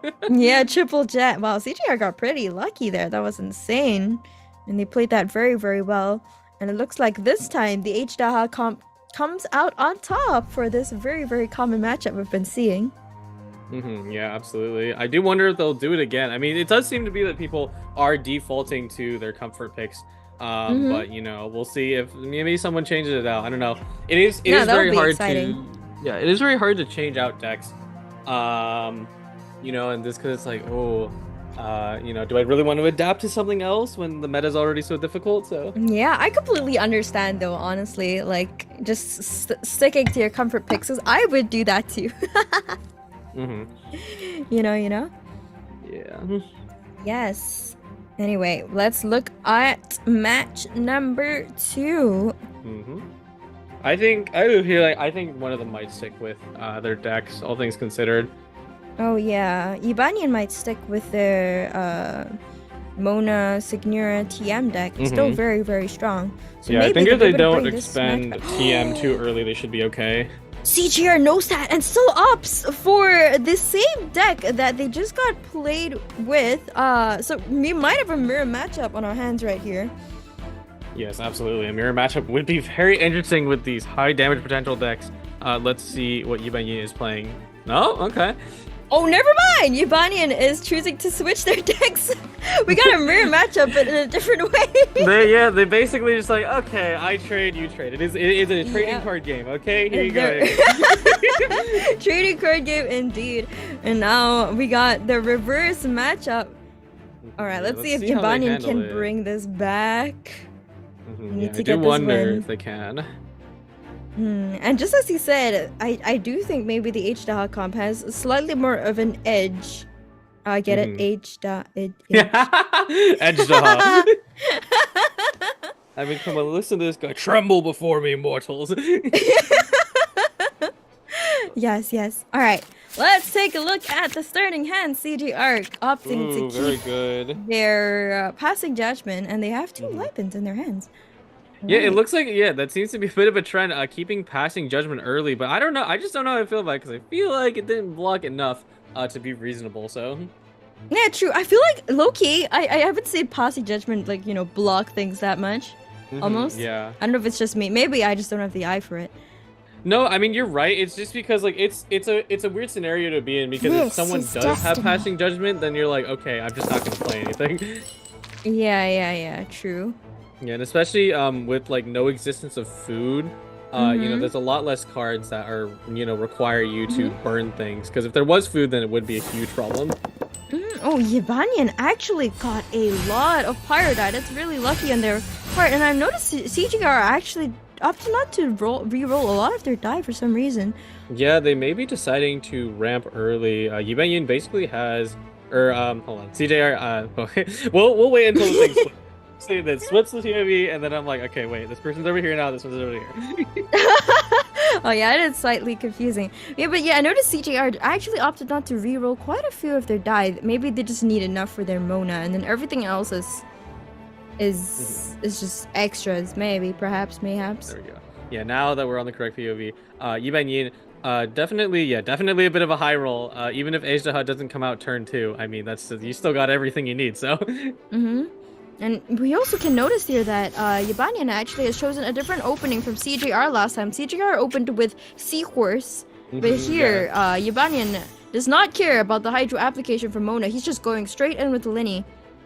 Yeah, I do wonder if that's gonna bite them because I think CJR by playing that way was able to push it out. Ooh, Jet early. Oh wow, that is early. Holy crap. Oh, maybe. Wait, they ended their round. They're not gonna do anything at all. Yeah, Never mind. There's no Hydro application. Classic turn 1 full ramp into Liben. Put all your resources into Liben. Tell me what you got. Pumping Liben full. Okay. Maybe they opted to do that since their dye roll wasn't like the best. Yeah, it is a bit strange. I would have preferred at minimum Mona skill because I feel like, again, like since the game is so fast, you know, I'd be a little scared to not have my elemental application up front so early. Yeah, exactly. So that now, like, CJR is gonna go to the next turn completely barren. There's no reactions to be had there. He's gonna have to do some switcheroos and skills in order to just do a single reaction. Meanwhile, opening up Mona to a ton of damage. Yep. And allowing Yibanyin that free swap into Ajdaha as well. Yeah, Yibanyin does make usage of the fact that, you know, I have Geodice, so I will use Ajdaha, which is another kind of unconventional line, but I guess they're free reign to do, since CJR is like, alright, floor's yours. They are completely free to do whatever they want here. Just thinking about it, I don't believe they will be able to generate more dice, so they can just play a support card and kind of call it a day for this round. You're probably right. They only have 2 die left, and maybe they could just play the little support cards they have in their hand. Wait, isn't that Ajdaha's talent card on the left? Yes, it is, but I do not believe it will be able to net them enough dice to attack again. So for the most part, they should probably just save it. Wait, so how does Ajdaha's talent card work? What determines the number of die it generates? Ajdaha's talent is basically, thankfully, there is no conditions unlike other cards that do other stuff like that. It's basically just as long as you always have 3 different characters in your deck, it will just generate that amount of dice. So. And it looks like they opted to play that here, which allows Ajdaha to do 1 more skill. Will they? Yeah. Yeah, it looks like, it is weird sometimes because Ajdaha talent was very prevalent early on, and then it like got sifted out and then got pushed back in. So like, I did miss out on You're thinking of taking out the Mona right off the bat, but they can't yeah. damage. Oh wait, no, but it is because of the prop hat. Yep. The stars, the surprise takeout on CJR's Mona, that could really cost them because now they have no more Hydro application at all. Ooh, yeah, that is definitely an issue. Greedy play at the start might have really cost them. Now they have to think about who they want to take the field next. Yeah, that is a pretty big punishment for having Mona out early because now you're losing, you know, your primary source of Electrocharge that's just piercing damage, so you can't start chewing through people so fast.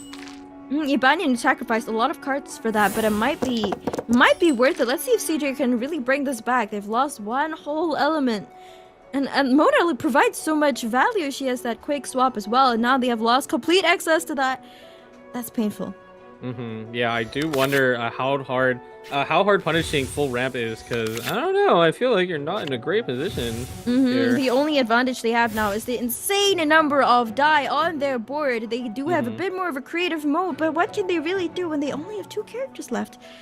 Yeah, it is a significant struggle.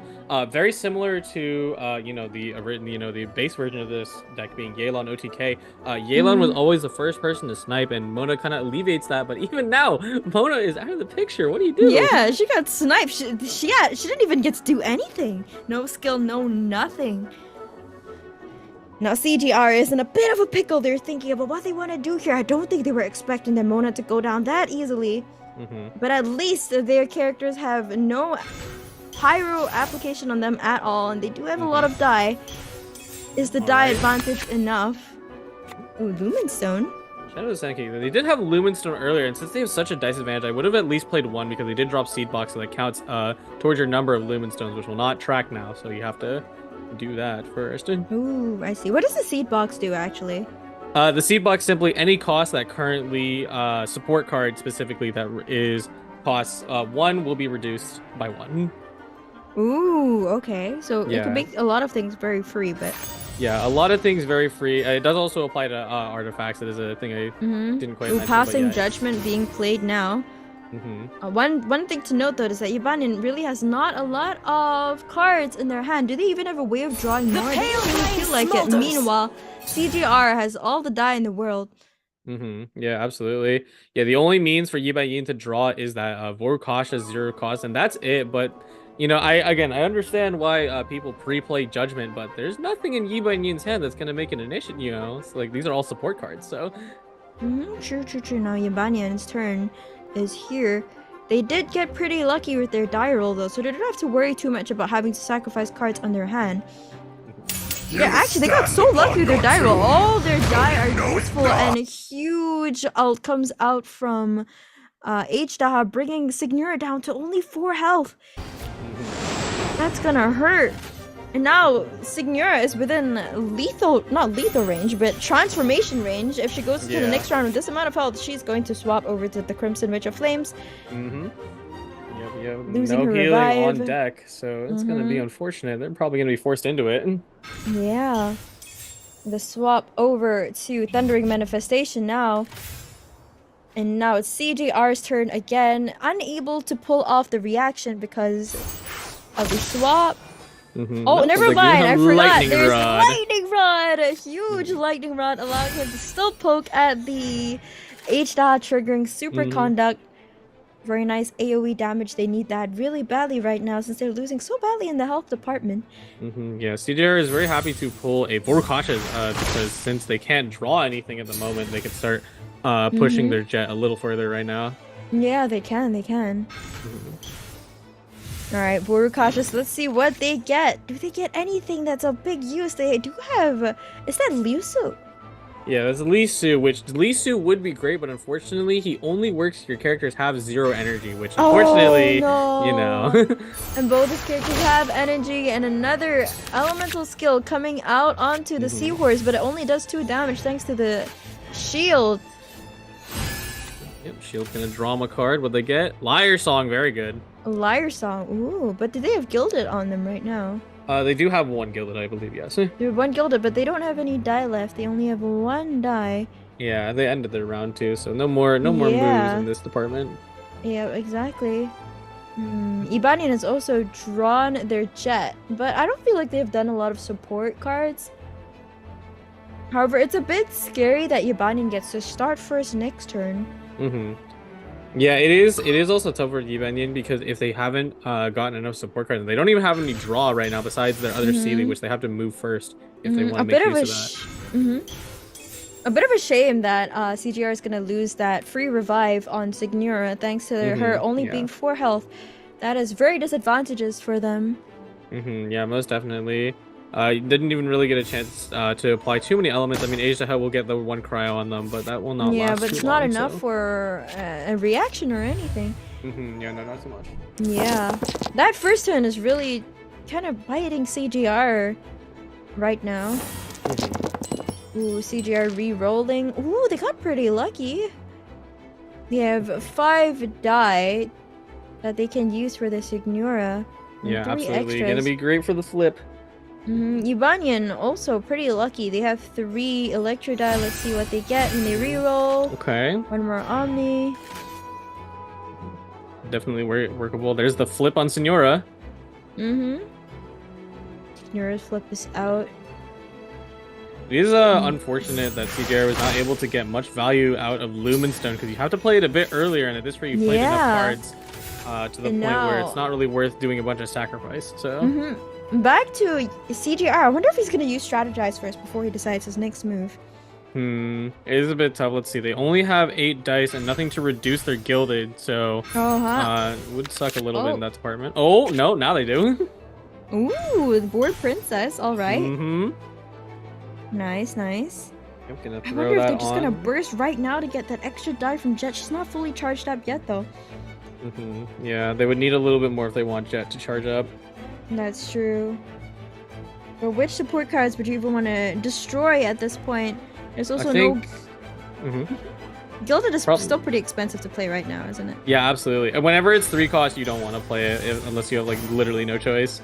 Yeah, definitely destroy Timmy, dropping Liu to get another stack. Oh, there's the second Jet! She is pretty expensive to play though. She is 2 cost. And then you still have to get that burst off, but it might be worth it. Yeah, definitely worth it. Thankfully, CJR can't afford it, so I will definitely be seeing that Jet come down. He needs to do it now before his Thundering Manifestation goes down. He needs to get that burst out. Yeah, for the most part, Linny and Ajdaha will be able to knock out Thundering Manifestation, but there is no means to fast swap, I believe, right now, so it actually isn't too bad. Oh, CJR did play a fast swap card earlier, so he's gonna be able to fast swap anytime he wants now. Yeah. Although I don't even know if he'll get sweet to use immolation. Oh wait, never mind. He's using it interesting. right now. Probably for the overload reaction, maybe. Yeah, interesting to bait out Ajdaha of all things. That is, I do wonder. I do wonder how that'll work out. The swap over to Ajdaha. Does Ajdaha have lethal on her? No, currently not. He can only. There's no reaction on Signora, and he can only deal 3 and 3. So he can only do 3. Oh, another board princess being played for more die. The swap over to Linny. Okay. Yeah, interesting. Preemptive on the board princess. Not sure why they did that. Maybe just to get rid of it. It's like, okay, throw it out. Yeah, throw it out now. Now back to CJR. This is such a precarious position for them. But Yubanian also has 2 low characters. Yeah, Linny is definitely not the worst option, especially because now he does actually hold lethal on Signora, so... Oh, yeah, he does. And can Signora even finish him off? I don't think she can. Yeah, no, not quite enough. She's 2 damage off, and she would need at least, like, a reaction or something to make it finish. Yeah, this is looking really bad for CJR. Yeah, it is interesting, the opting of sacrificing Signora, because I really did not expect that. I felt like the Thundering Manifestation play-in was enough, because at this rate too, CJR does not have the liberty of dice to play a second Jet. I thought triggering the Jet engine might have been good there. Oh, never mind. They're playing. Okay. Ooh, we got a. Is that a gilded? It's just the it's the baby. We can call it baby gilded. It's the SSK. Baby gilded. I see. Yeah. No dice shenanigans with this one. Oh, Yayoi, perfect. Oh, that could be huge. Yeah, that's super good. Yayoi is gonna get make cheaper artifacts now. Yeah, but so the Gilded time is actually running playable. very low. Yeah, very, very low. Oh, and okay, this good. here is so important. This is so stressful. Yeah, just trying to calc it out. I think that the unfortunate thing that CJR is running into is that they need to play Yayoi if they want to do Gilded again, and then also do Jet, which is not going to work out math-wise. So. Oh yeah, that's true. Okay. Oh, but looks like they're choosing to play Yayoi anyway. Looks like they're not gonna trigger Jet this turn, are they? Or maybe they may be able to trigger Jet? one, just one. One Jet. Unfortunate. I think they can do 2. Yes. There we go. Okay, destroy an they artifact. Can? Oh, nice. Never mind. Was that from the board princess? Yeah, board princess. They use their last charge of board princess. Double Jet. Here it comes. Double Jet. All right. All must and burn. the burst coming out. huge. Maybe they might be able to bring this back just from the fact that they have a lot more die than Yibanian. The question is, can Yibanian finish off CJR with just the 4 die they have left? Because they have to right now. Yeah, absolutely. If not, they better build a linear burst and use a jet, but that really is not in their hand right now. Yeah. Okay, Oh, never mind. Magic. We have a Gilded. That could be what they need to finish off both Signora and Thundering Manifestation. Oh, and the Wind Song is what? Yay! It's looking really bad for CJR. Okay, going back and forth. Basically reset the counter Now already. disappear. Yeah, up reset to 9. the All right, Signora's out of here. Yeah, Signora's out of the game. Ooh, And very now Thundering unfortunate. Manifestation has lethal, but he still has 2 other characters. Oh, the Gamblers, but it's not enough, is it? Yeah. Oh, huh. Interesting. Oh, Force Overload gonna be on Seahorse. Curtains. Oh wait, Seahorse does not have lethal. Yeah, Seahorse does not have lethal. May this be enough? Perhaps, mayhaps. This is so close. Yeah, I forgot that super Seahorse close. can't actually dish out that much damage. This might be like a 1 health difference. Opting not to finish. Ooh, very. Opting Oh, not wait, to that might be hit. a mistake. Oh no. Yeah, the swap over to H-Daha instead, losing a chance to just hit the Thunder Manifestation a bit. Yeah, I do believe staying on Seahorse might have been the play. We'll do the playback once we get there. Yeah. We'll find out very soon if our analysis is wrong. Okay, another Boru. Okay. Ooh, anything that could be of use here? Not really, is there? No, not really. Just Opera Abbey Clays to fix your dice, but I mean, hey, you got all Omni dice, so. You got all fix Omni this there, nothing to fix here. Wait, okay, so let's play this out. If they finish off H-Daha, Seahorse will be left. But Seahorse Yeah, can't and they finish definitely off. can. The normal, all they need, I believe, is normal attack to finish the job. Unless, is that enough? Let me think. One. Yeah, I don't know. Maybe we're missing something. They seem to be hesitating quite a bit. Oh wait, no, they couldn't attack H-Daha because of the Lightning Rod. right, because of the Yeah. lightning rod. The lightning rod actually proving to be a disadvantage here, and Yibania takes the second game. Wow, very Wow, impressive.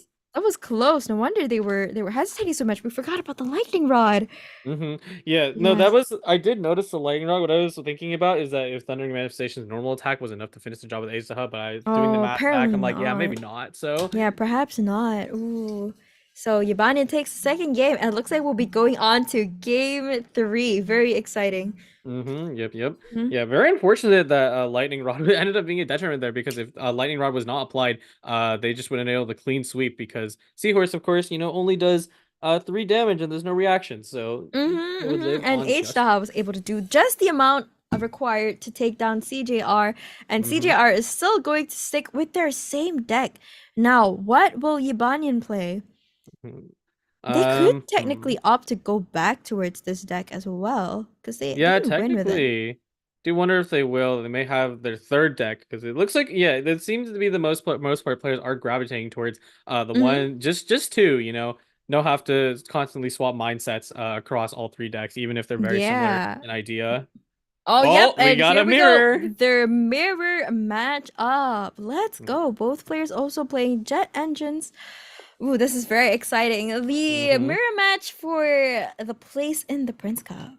Yes, absolutely. Yes, very exciting. Oh, both players played that so well earlier on. That's insane.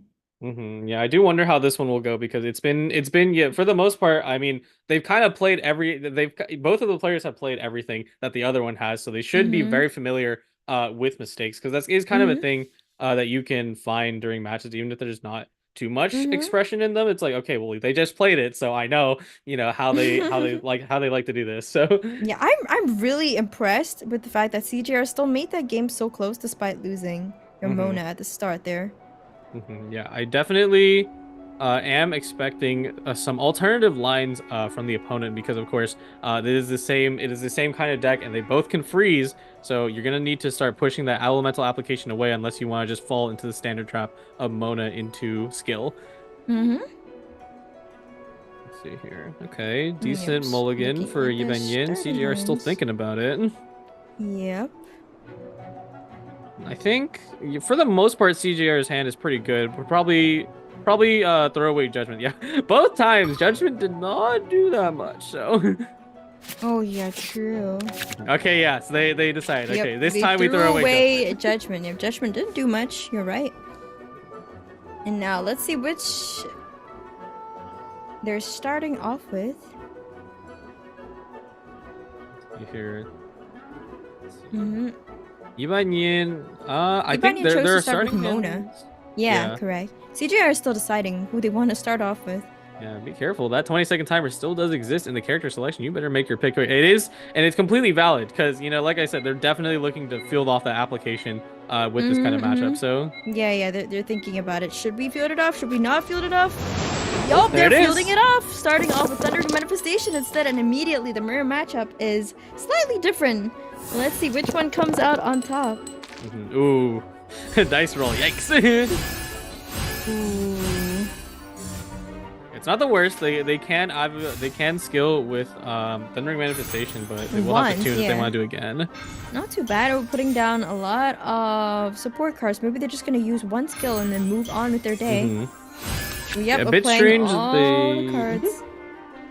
Bit strange that they put Vorg Crushes on Mona because since there are fielding application, they should just attack with Thundering Manifestation to eat the Hydro right now. Oh, that's true. Yeah, and because then Mona would then attack back. It is as the stars foretold. Oh, never mind. They're still swapping back to Mona. They decided, nah, we're gonna make use of our die roll. Yeah, but a bit of a backpedal from CGR because like we talked about earlier, you know, they were deciding between all the way down to the 20-second timer who to field it, and you know, this is basically going back to square one. Not sure how I feel about that. Yeah, maybe they did a bit more calculations in the head and they went, never mind. I think this is better. Maybe they didn't want to, like, you know, sacrifice too many cards and stuff. Yeah. Mayhaps. Yeah, thankfully they have Lumen Stone to kind of prevent that punishment because it is definitely, you know, how stringent dice are. Is a little unfortunate to lose one in the start, but it is the best part that you would want to lose a dice instead of later. Yeah, true. At the start, it's not too bad. And now, Ibanyan thinking about what they want to do here. Yeah, they don't really have much they can play because they have Dunyarzad, they don't have any other companions, so they can't do any of that. They just do have like some 1-cost support card.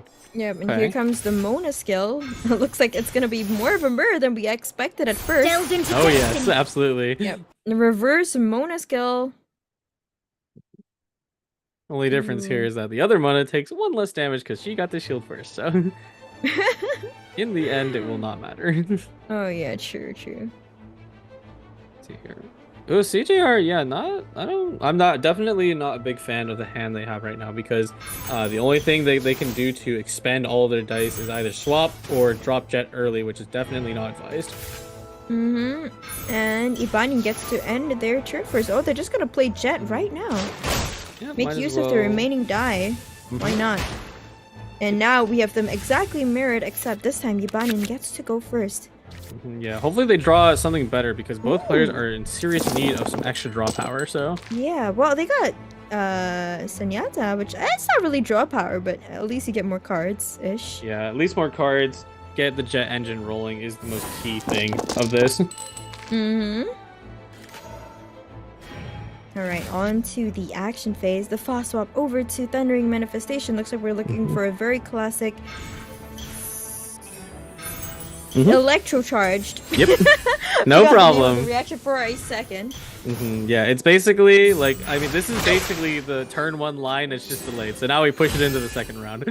And then same okay, thing can yeah, happen we like on that. CJR's side thanks to the... Wait, no, the lightning rod is attached on Thundering Manifestation right now, isn't it? Yep. So it looks like CJR won't have the access to that electro-charged just as Ibanyan did, which is a bit of a disadvantage. Yeah, no, they still need to apply that Hydro if they want it to happen. Yeah, I think, I don't know, I think all that trying to field application in the start kind of put them at basically square one, and now they don't have an extra Hydra on Thundering Manifestation. Yeah, that was a bit of a disadvantage. It feels like they lost their turn advantage because they actually were the one that was allowed to act first. Yeah, but the choose to swap really did cost them a bit there. Yeah, the unfortunate thing about having Sunyata and then also having to play Jet early is now that none of the cards in CJR support zone are really something worth sacrificing. So yeah, true. They all look like something you want to keep.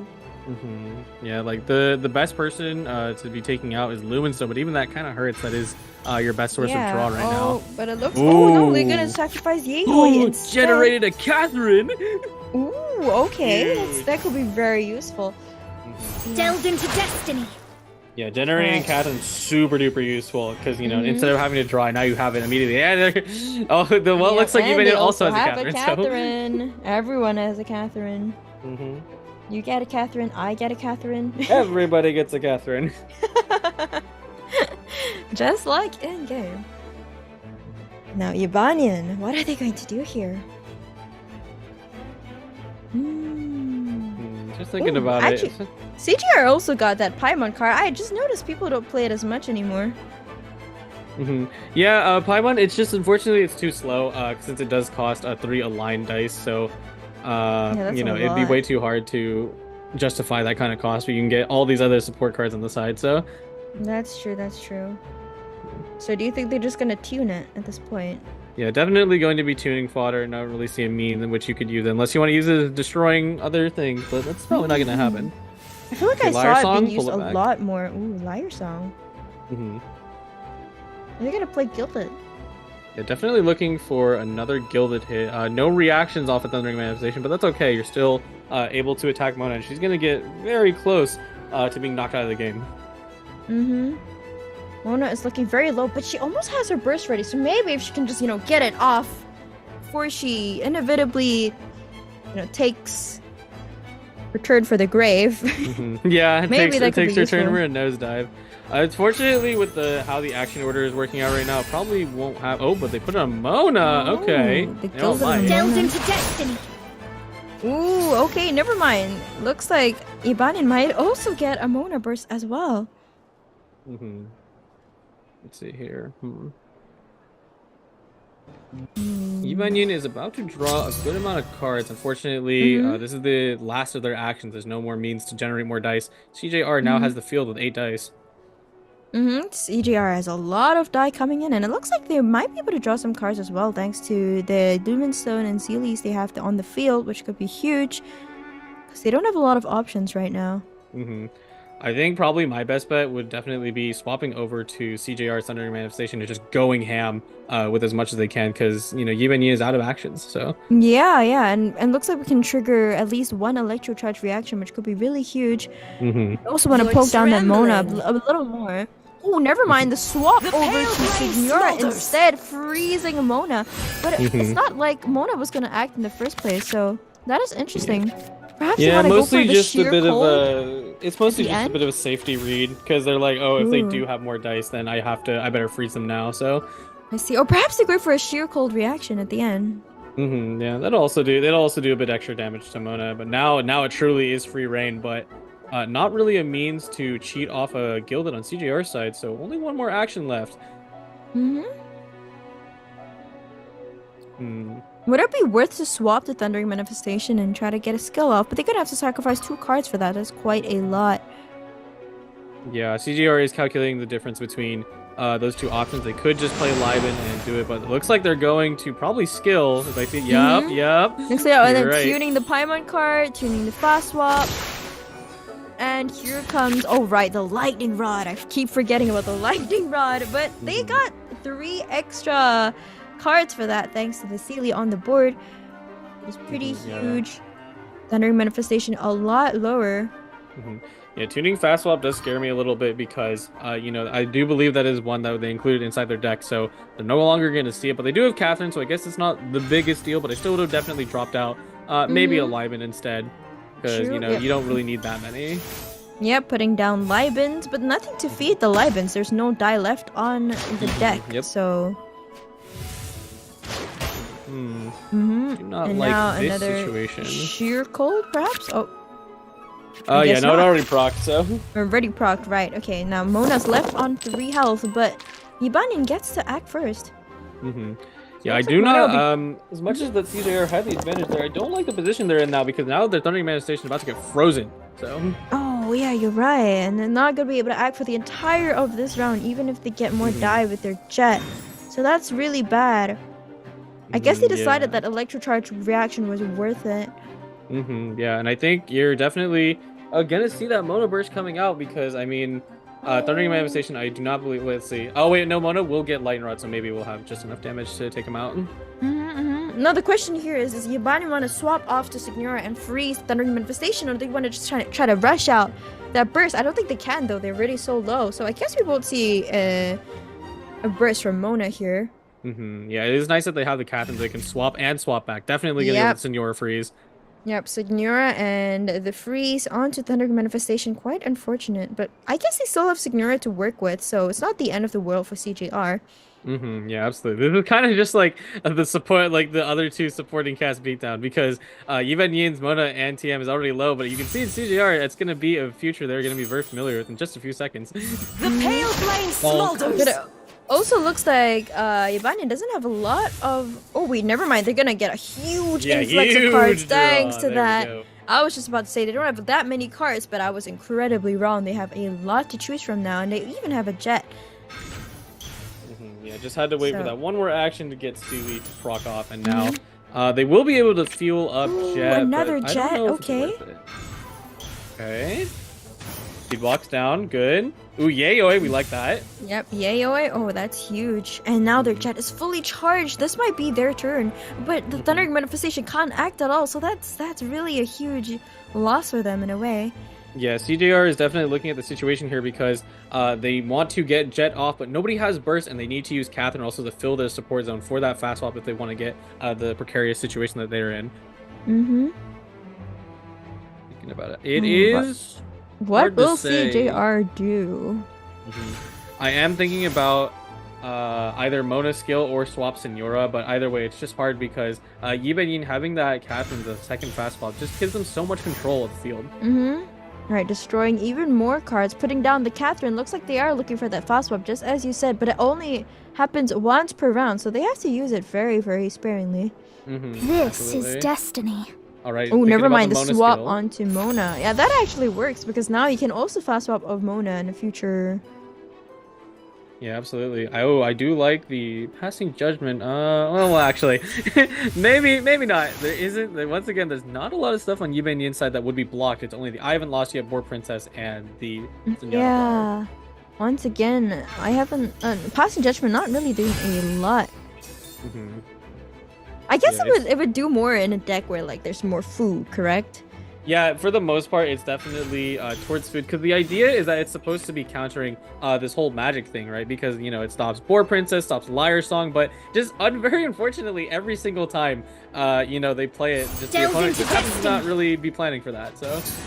Well, I guess it's a nice way to be sure that, you know, we don't know for sure if Yibanian has, like, Gilded or, like, you know, Windsong inside their inventory, so CJR is just like, you know, just in case. This is just a no card. Yeah, as much as I'm giving, you know, passing judgment a lot of flack, it is ultimately the correct thing to do because, you know, you never know if they have it. You never know. Yeah, it just so happens that it's useless this time. It looks like Yibanin has drawn their 2 Jets.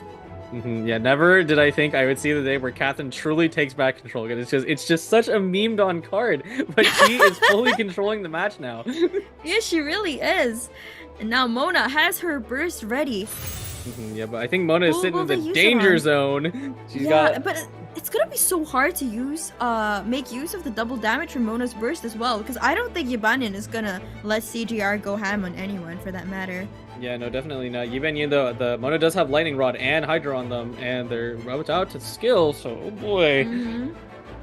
But she could burst, and she could trigger Jet, I guess. Do they even have enough die for that? Maybe not. They just have to tune one. It's the question if Mona will survive right now, which she might not, so... Ooh, you're right. So Yibanin might really want to take out Mona here. Yeah, she really might not survive.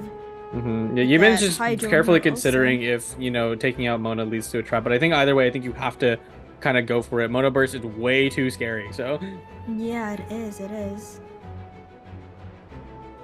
Thinking about it, timer's getting close to 20 seconds! Yeah, what a shape, though. CJR unable to use Mona's burst.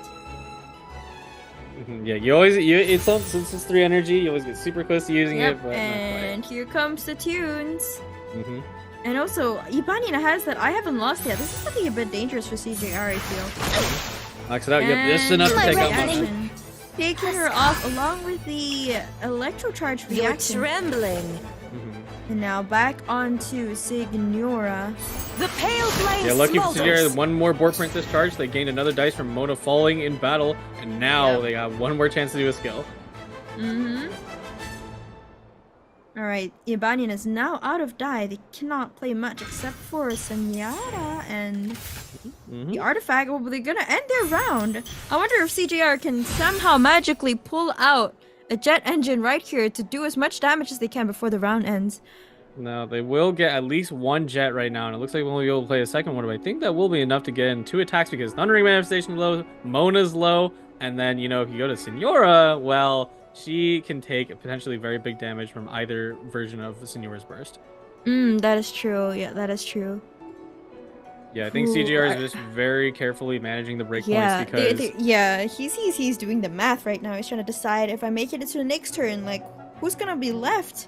How much damage can they do to me? Can I finish them off? Especially since Ibanian gets to act first now.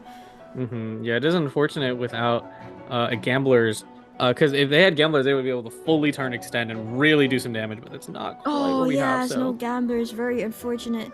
Ibanian is probably holding their breath, hoping that CJR can't suddenly magically pull a die out of their body and somehow, you know, do lots of damage. Out of their magical bag of cards. Yeah, the magical bag of cards. Let's see here. I think definitely I would just go for skill, enough to take out Thundering Manifestation, and you know, as much as you'd want to extend your turn, it's not happening. So yeah, okay, looks like he's not gonna opt to get all that die from Jet this turn. Yeah. Actually, considering now, Yiban must decide who gets to go in next, and I would definitely... Oh, it's hard to say, because, like, you can have Mona out on the field, but she is immediately going to be put into lethal range thanks to that end phase summon. Ultra just being low HP. Oh, that is true. And a swap over the Thundering Manifestation, surprisingly, wouldn't Signora be able to take her out? Actually, no. Yeah, no, Signora. Oh, wait, yes! Because of the end phase sheer cold? Almost. Signora is always a very scary character, but always at her skill only does 2 damage and then 1 on Oh, it only does 2 damage, right? And so CJR is accounted for that. They know Signora can't finish off their Thundering Manifestation. Very, very smart play from them. Yeah, they do still have Catherine in the zone. No need for Mona fast swap. Yeah, Catherine fast swap. Oh, yeah, you're right. Catherine, the MVP, the silent MVP of the match. But Yibanin might also have their jet engine ready. Yeah, they're feeling up right now. Yeah, they did even get... They did get Parametric Transformer. Could potentially be useful. Here. I don't think die is going to be a problem this round. No, definitely not. For both parties. The biggest issue is Yiban needs energy. They really need one more energy, and just where are you going to get it from? They already tuned their I haven't lost yet earlier in the round. Yeah, even if they do an action here to get their energy, they're going to go down immediately. So like Mona's gonna go down, and then if he uses this fast swap over to Signora, it's also not worth it either. Yeah, it's very difficult. I think again, I can't believe my eyes. Catherine is really making this game difficult. Like, in any other scenario, it would be like a done deal pretty much. For CJR, but you know it's not the case. Oh, yep. Okay. The fast swap over to Signora Parametric Transformer. The pale flame smolders. Elemental skill leaving Thundering Manifestation on 1 health. It's not enough to bring her down. Yeah, that's very unfortunate. Thundering Manifestation gonna bite right back onto Signora with Lightning Rod and reaction. Yeah, He's gonna go reaction down. handling. Oh, no, never mind. They're gonna fast swap over. He's gonna freeze Signora, isn't he? Oh, never mind. I think you know what's coming. 2 jets and a burst. Jet ended with the burst and the freeze to Signora, rendering her useless this round. It could be huge.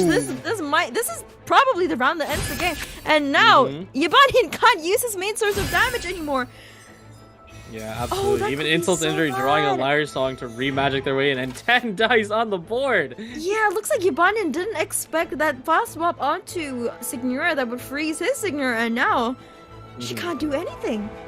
I think the juiciest thing over here about is that even though there is no element applied on the enemy Signora on Yibanian's side, they do have the melt reaction technically with someone being frozen, and then you apply Pyro onto them. Oh, that's a thing. Wait, does that undo the freeze on them though?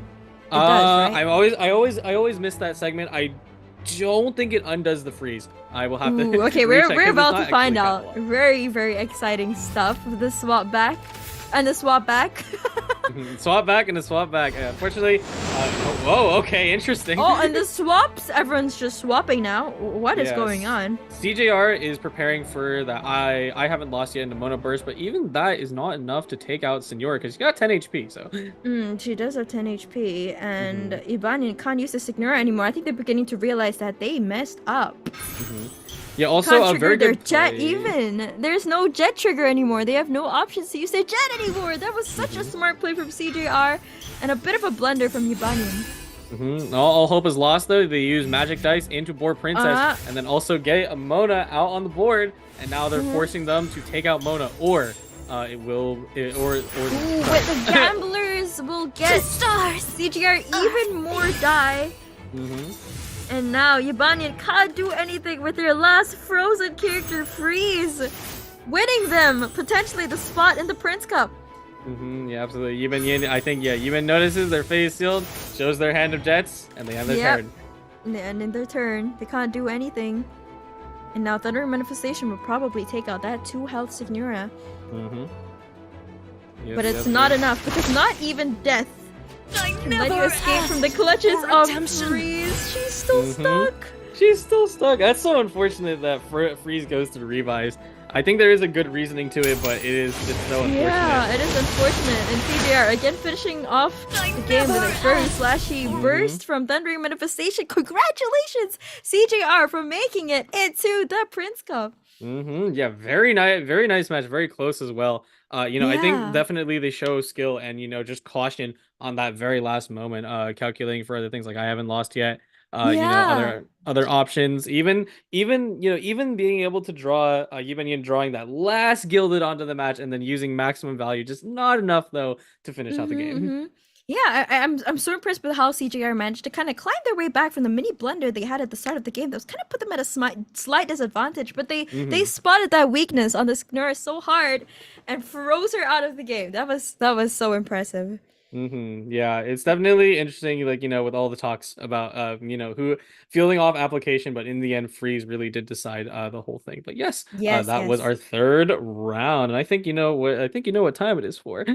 It's time for another 6-minute break. So grab your drinks, your snacks, everyone, and we'll be back again in 6 minutes for the final match of the night and the final match of Series Showdown. So don't forget to stay on for that.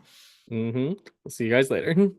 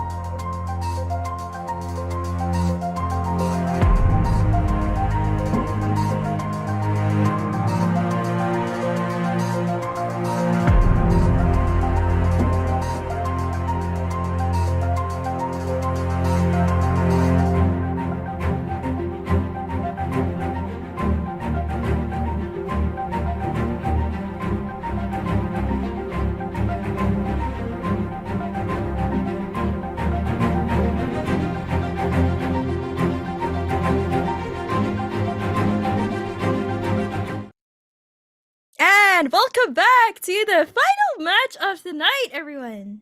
Woohoo! All right, cannot believe we're here already. We have been blazing through these matches to a bit of a degree, mostly just because of how tough these players have been today. You know, not only like a lot of nail-biter situations, but quickly absolving those issues right away. That is really quick, and I am excited to see who our final two players of tonight will be from group number 4. The last match of Asia Finals of the series Showdown. Yes, we will be seeing their names in just a moment. I'm also excited to see the bracket because it is always interesting to see the players' journey across the board and how they ended up in this situation here for this match. And it looks like we have Kaze with very cute emoticons and you got salty. some musical notes in there. It's like, hi, I'm adorable. Kaze, and then I'm salty. Oh yeah, true. Hi, I'm Kaze, and then I'm salty. Yes, but we The will best see. best mix up Kaze versus salty. Interesting. Yeah. But for me, funnily enough, the only player I do recognize is Salty. We will see closer on the bracket. All right. Okay. Yeah, we've been going So- by these very quick, but you know, and I haven't had the chance to read a lot of the names in the lower brackets. But there are a lot of people like last time we saw Jainan, but also Xiaoryu, you know, up here already making it into the Prince Cup. Remember, I wish them good luck before they let it in, and they were able to make it all the way. So I'm very happy for them. Oh my goodness, Kaze is such a cute profile picture. It's a little Toma and Toromaru. It's also cool because And it looks like. Sorry, you were saying? No problem. Toromaru was just introduced to the TCG. Oh right. And it looks like Kaze is playing the Mew deck, Mona, Eula, Wanderer. I really love Wanderer, so that's great. Yeah, now this one is interesting though, as they aren't running any Wagner to instant draw their weapons and only one WGS, so they're just gonna cross their fingers. All right, let's just play with RNG. And we got Salty with do you call this the fire station? Yep, the fire station. Wee woo, call an ambulance, especially for you. Double pyro with a thundering manifestation. We saw this yesterday as well. So yes, that's very exciting. Slightly different from the decks we've been seeing today so far. And based on the brackets earlier on, we actually saw that Kaze was from the winners bracket and dropped down into lose bracket. So, well, we'll see if Kaze is able to get that final spot in the Prince Cup, or will Salty be able to climb their way back from the losers bracket? Yep. Salty and it dressed looks to like- impress. They're having the same color as their deck. So let's see if this aesthetics translates into skill. Maybe. True. And it looks like for once, there's a lot of food on Salty's deck. I haven't seen that in a while. Yeah, it is nice. The benefit of having a double resonance deck does mean that you actually have room to run food. So, you know, you do have those fallback mechanisms. Yeah, finally, some food. Let's go. All right. Kaze rolling Finally, their some die. good food. Ooh, that's a lot of cryo, but we don't really need cryo right now. We need a little more hydro. Eula usually comes out later in this deck, so we don't want most that definitely. right now. Unfortunately, that's the case. All right, there's Sapwood Blade instantly refunding itself. There we go. And then typical normal attack from Bennett. Now, something to note is that both of the players kept their arcane cards, but I am very scared of Salty right now because they have the Joyous Celebration, which, as much as it's niche, it is going to cleanse them of all elements. And, you know, Mew, how it works, right? You're right. Oh no, Kaze's in trouble. Yeah, they're gonna get rid of all that Hydro immediately. So if they play it perfectly, Kaze is gonna get set super far back. So. That would be so bad for them, and Kaze is none the wiser. On the other hand, they do have that passing judgment, which could be useful for the clutch heals at the end. Yeah, absolutely. Also, well, funnily enough, if they are able to predict this and play Passing Judgment early, it will actually stop Joyous Celebration from being played that round. Oh, they can stop it? Wait, that could be huge. All right, so this Yeah. Passing Judgment could be the game-winning play for Kaze. Let's see if they know when to play it well. Yeah, it is because it is interesting to hold on to Passing Judgment inside a Resonance deck because, you know, this deck, you know, is mostly based off Bennett. Oh wow, so... they got the roll high roll. they need. The high roll from Kaze. Maybe they'll also get that high roll with their weapon. I hope I didn't just jinx it for them. Okay, good. Reduce the cost. Swapping to Wanderer. Nice. Free swap Passing. over to Wanderer. Oh, Passing Judgment. All right. Okay. Wait, is this a good turn to play Passing Judgment to prevent the cleanse?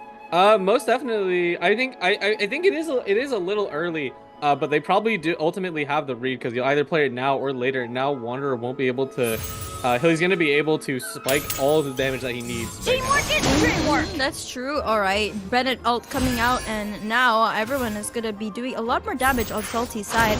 But it doesn't matter anyway. Wanderer is just tearing through the team with his charged attacks. Absolutely. And Bennett is sitting in a serious spot because Kaze has Calc's Art shift over to Wanderer and can just immediately burst, and they might just do it. Oh yeah, you're right. Oh yeah, you're right. He could just burst and would that take down the Thundering Manifestations? Absolutely. Oh, strategizing for the funsies. Said strategize being played. Ooh, the Paimon card. I haven't seen that. Oh, here it comes. Oh, here it comes. The burst from Kaze. Kaze using Win. Kaze using Kaze to take out Thundering Manifestation. Yep.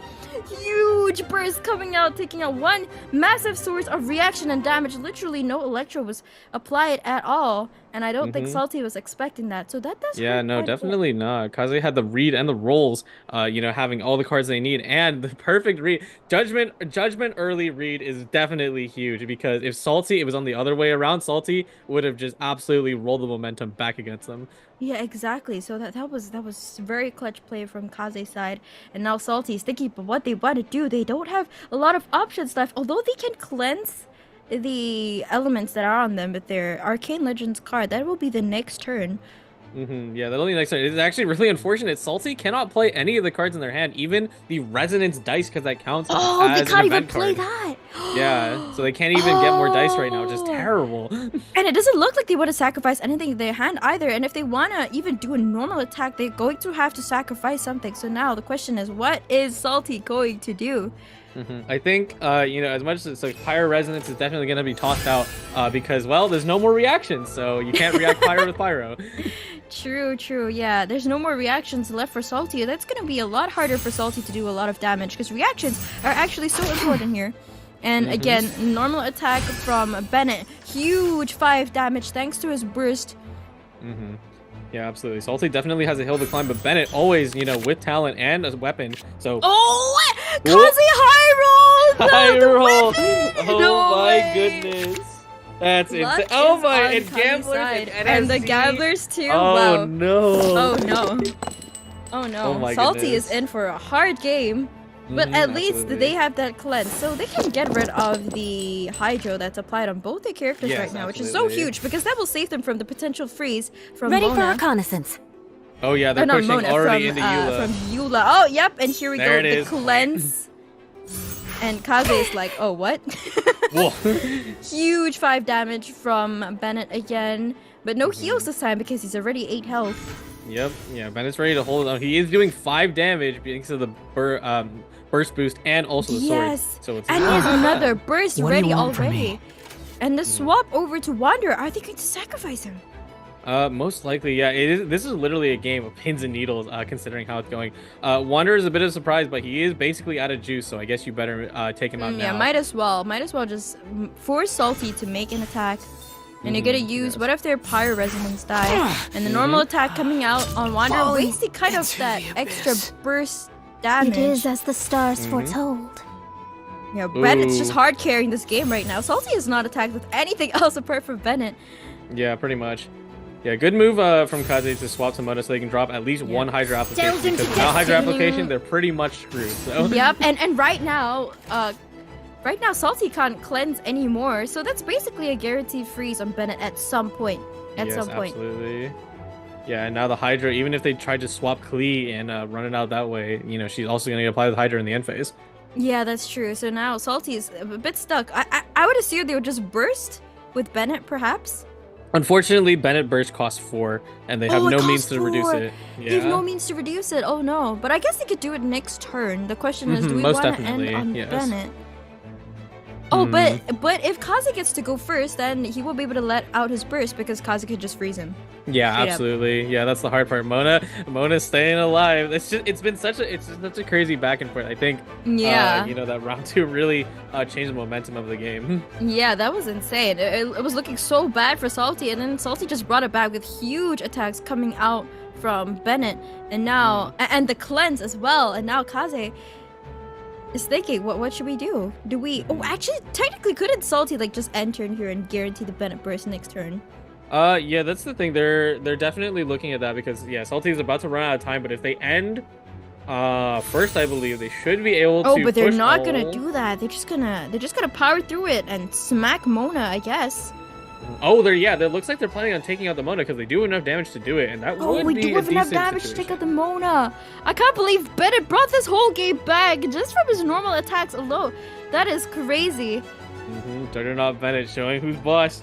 Let's see. Yeah, that Arcade Legends card cleanse was really not something Kaze expected, I think.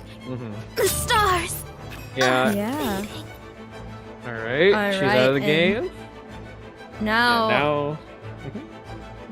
Kaze might get one last swipe in, perhaps. Yeah, thinking about it, they did get looks like they got instructors in there, but how are they going to use it? Because they have 3 Geodice, they need to tune basically everything. They do have the option of Big Paimon or WGS, but neither of those really seem favorable. Is it worth to just smack like normal attack the Bennett, or just wait till next turn before you start like bringing in the damage? Hard to say because Eula at base is not doing enough damage. She's only going to do 2 on a normal attack if she wants to do something that's still costing tuning a card.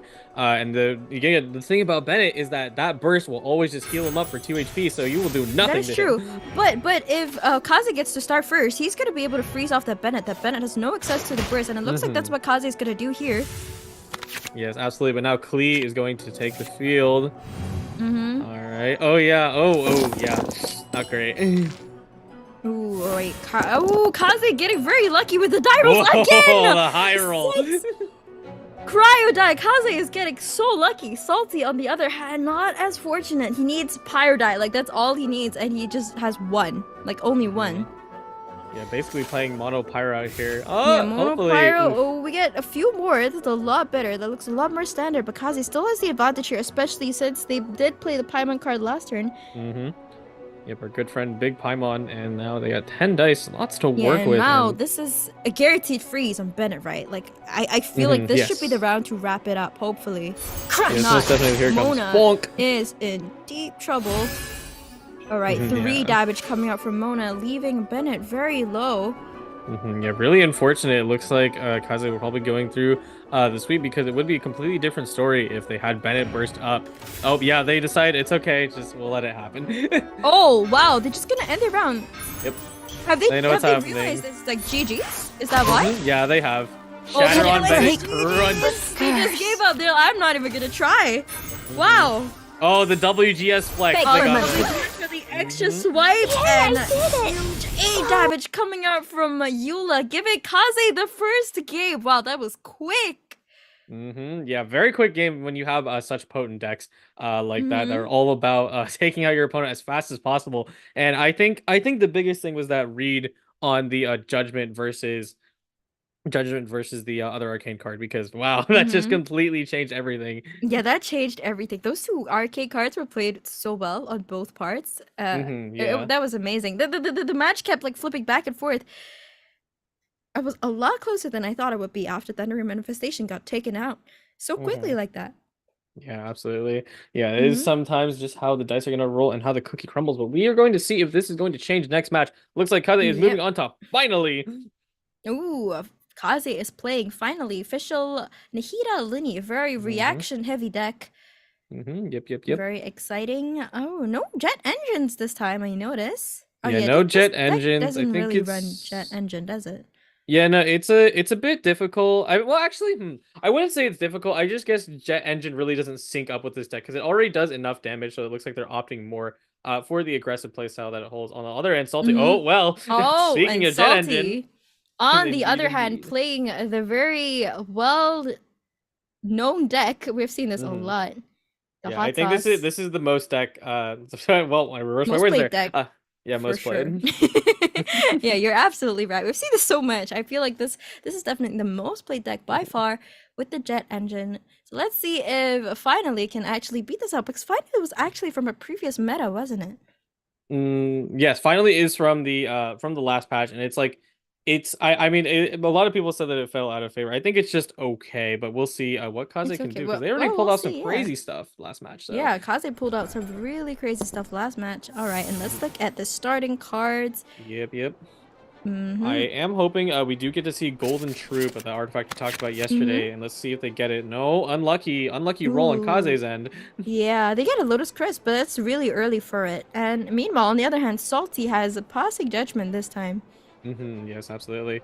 I am very surprised that Kaze ended up keeping their Fresh Wind and Freedom, because yes, this is a damage-heavy deck, but you're not going to kill that early, so... Oh, that's true. That is true. Maybe they just want to make sure that they're going to get it, like, you know. Yeah, better to have it absolutely. than never have it, I guess. Yeah, absolutely. Fresh Wind and Freedom is one of the hardest cards to decide on mulligan or not. Usually, the answer is yes, but it's just, what if you don't get it? And then, you know, your whole potential to chain off of turns is ruined, so... Yep, see here, Salty timer is ticking down. Yeah, also thinking, but what they should sacrifice. yeah, I think they're thinking about the judgment. Oh nope, they threw it away. They threw about The most. threats of your fate lie threw in my most hands. of the cards away. Actually, all right. Starting out with Fischl and Lenny, both characters putting out summons. I'm pretty excited to see how finally plays into Ajdaha. Yeah, absolutely. It is this matchup is slightly more familiar to me, because I did, when I was still playing finally early in the patch, this was a matchup I'd run into quite frequently. So. Oh, and how did it turn out usually? For the most part, it seemed okay. Like, because obviously I'm not a top player, so I would definitely be messing up my lines a little bit, being a little too greedy with the Heat Burst. But you absolutely have the potential to knock out Prepare one of to be amazed through the Seahorse armor. And it looks like Kaze has decided to actually start off with Lenny instead, thanks to the die rolls. Not a lot of Electrodyne, and they don't want to sacrifice anything in their hand right now. All their cards are pretty good. Not things you want to tune. Yeah, the unfortunate start like that. Crop arrow. Yeah. Okay, Yayoi, we like that. And we got the Liu Su. Was that Liu Su? Oh, was that Chang the Ninth? I am a bit confused. That one is Chang the Ninth, yeah. Oh, Chang the Ninth, I see. Alright. They usually get played together, so no big deal. I actually am happy to see Chang once again. Mostly with Lenny specifically, because early when Lenny was first released, I really like playing Chang with Lenny because in the name of the Prinzessin, he procs out piercing damage Lenny does to himself. So. And the swap back to Fischl. Looks like we want Fish. Are we hoping to get the Pyro application on Fischl? I wonder. Yeah, it looks like that was the decider that they did. It was a little weird from starting off in the Fischl and then saying, okay, maybe not, and then okay, maybe go back. Okay, maybe it's yes. Oh, it looks like they're gonna tune. Yeah, it looks like they really want that Fischl summon. Yeah, most they definitely. really want it so bad. Yeah, definitely a good thing to do. There we go. Yep. Yeah, because now Seahorse is gonna get pushed away. Yeah, but now two of Kaze's characters is going to have Pyro applied on them. Yeah. So that's not good. Yeah, unfortunately, I don't really think that was a fielding of reactions. I think they tried it at the start and then they decided against it, which is really can cost you a little bit. We'll see. Though. Yeah, backpedaling can cost quite a bit, as we saw on the CGR, but it's not impossible to bring it back. And now we look at Salty has a lot of die. Yeah, definitely. Yeah, lots of stuff to work with now. Being on Asia, coming in with a seed box into Sealy, and they should be doing a scale for sure. And that's like the power of support cards with Passing Judgment being played. Interesting. Will not absolve you. Lots of damage coming out onto Fischl. Time to broaden the horizons Now the again. swap over to Nahida. Looks like we're thinking of doing some reactions here. Yeah, definitely. We'll get the seed debuff and the quicken buff on their end, so that's a pretty valuable turn. But watch out, Ace the Hut does have his burst and infusion. Oh, but the nice thing is that he can absorb Dendro, so that is beneficial in a way. Yeah, no grass equals rock. We don't do that here. That would be cool though. And now back to Salty's turn. What will they do here? Are they just going to burst against this Nahida? They will need to tune cards for that. Oh no, we're gonna play a difficult Blizzard. situation. Kaze, like pretty much literally everything in their hand has become unusable thanks to Passing Judgment. Not that they would play it, you're but you know, right. like it does hurt that you can't use any. You're of it, right. so. They can't use anything. And meanwhile, Kaze has to finish off Salty pretty quick. If not, that jet engine is going to definitely be a problem in the very near future. As you can see, Oh, Jet it's already already has close. a 4. Oh. That's really close. And if they just get one more jet, that could be it. Huge burst coming out onto Nahida. That's really bad. We want to get our Nahida up for a lot of extra reaction damage. It's an honor to be here. Oh wow! So they forced a low jet proc early, so they only gained 3 dice from it, but it's still at 3 dice enough to do another skill. So it might be useful enough. I mean, everyone on Kaze's team looks pretty low. Oh, another extra amount of die thanks to H-Daha's talent card. Now, what will Lenny do? I definitely do like the line because you know, Nahida is kind of your biggest nuisance in Finally, because she does so much damage across the board to everyone, and now that she's very much in danger. Yep, but it looks like Lenny might be able to sustain himself a little bit and doing quite a bit of damage there onto the H-Daha. Now he's pretty low. This is like really a question of like damage versus sustain. Who wins here? That's kind of funny. It is funny to see both Timmy and Lisu rolled into again, because I feel like we've seen that at least 3 times now within the last 2. Right? They just keep coming out, dude. They're just fated. Yeah, they're 1.0 buddies, and it is nice because this time they will actually be useful. They came early enough, so. Okay, gonna pull back magic, and we're gonna play it again, most likely. We got a gilded there, didn't we? Yep, absolutely. Boar Princess generate another extra dice. Yep. Oh wow, this could be a turn for Salty, because Kaze is out completely out of die, and meanwhile Salty is just generating die out of thin air. Could this be enough to finish off Liddy? Because that would be really bad. Yeah. Let's see here. 2 attacks from H-Daha. One of them is gonna do 4, and the next one will do 3. So that's 7. So not quite, but still not a great position to be in. Yeah, that's a really bad position to be in for Linny. But at least H-Daha will be in lethal range if they so choose to keep him on field. Everyone on Kaze's side of the field is looking very low, though. Yeah. They spawned so many dice. Yep, so many. Huge damage coming out from H-Daha again. And Kaze just immediately ending their round. They know there's nothing else left to do. And the swap over to Linny, actually. Now looks like he's gonna go for him. Elemental skill to finish off Kaze's Linny. Oh dear, this looks really bad for Kaze. What are they going to do here? Yeah, absolutely backed into a corner. Broaden the horizons. And now putting out Nahida so they can try they're and get gonna start off with Nahida. And still, like, Salty's characters, they're so taggy. This really shows you the power of hot sauce. Yeah, absolutely. No more passing judgment. In fact, they can start playing their action cards. Did draw a Yayoi that will be useful. They can do 1 magic dice. Kaze's die rolls are not looking good. Ooh, a lot of Dendro. That could be very, very useful here. That might be what they need to bring this game back. Yeah, absolutely. Although, that looks really difficult. I don't know if they can bring this game back, to be honest. That would be huge. Yeah, no, definitely not. Yeah, looking at it, already preliminarily playing Boar Princess, they know they're gonna use it. Thinking about the Gilded and how they'll play it in order, but yeah, it's unfortunate because they would definitely want ideally seed debuff across on everybody, but you know, Nahida really can only eke out 1 skill before it's too late. So true. Well, playing the Gamblers already, and now they have Gilded. All right, they know Nahida's going down for sure. Well, it looks like they might actually use the 5 costs. Yeah, 5 costs for the AoE seed debuff. Very surprising, but I guess it does make sense. It is the best thing you can do with Nahida on her last legs. So you can see Kaze thinking, tapping on the board. Yeah, they're like. But I don't see Fish will be able to bring this back. 1 woman team. Oh no, the Gamblers! Yeah, this no, looks Gamblers. So bad. I think that's a GG's, dude. With Gamblers on Salty, they're gonna get a lot of die left, a lot of die back just for taking Nahida out. Yes, absolutely. Yeah, and I think the most unfortunate thing on Kaze's side is the fact that they don't have any Electro dice, so. Oh yeah, they don't. Yeah, and they can't even do much on the threads of your fate Fish lie in my hands.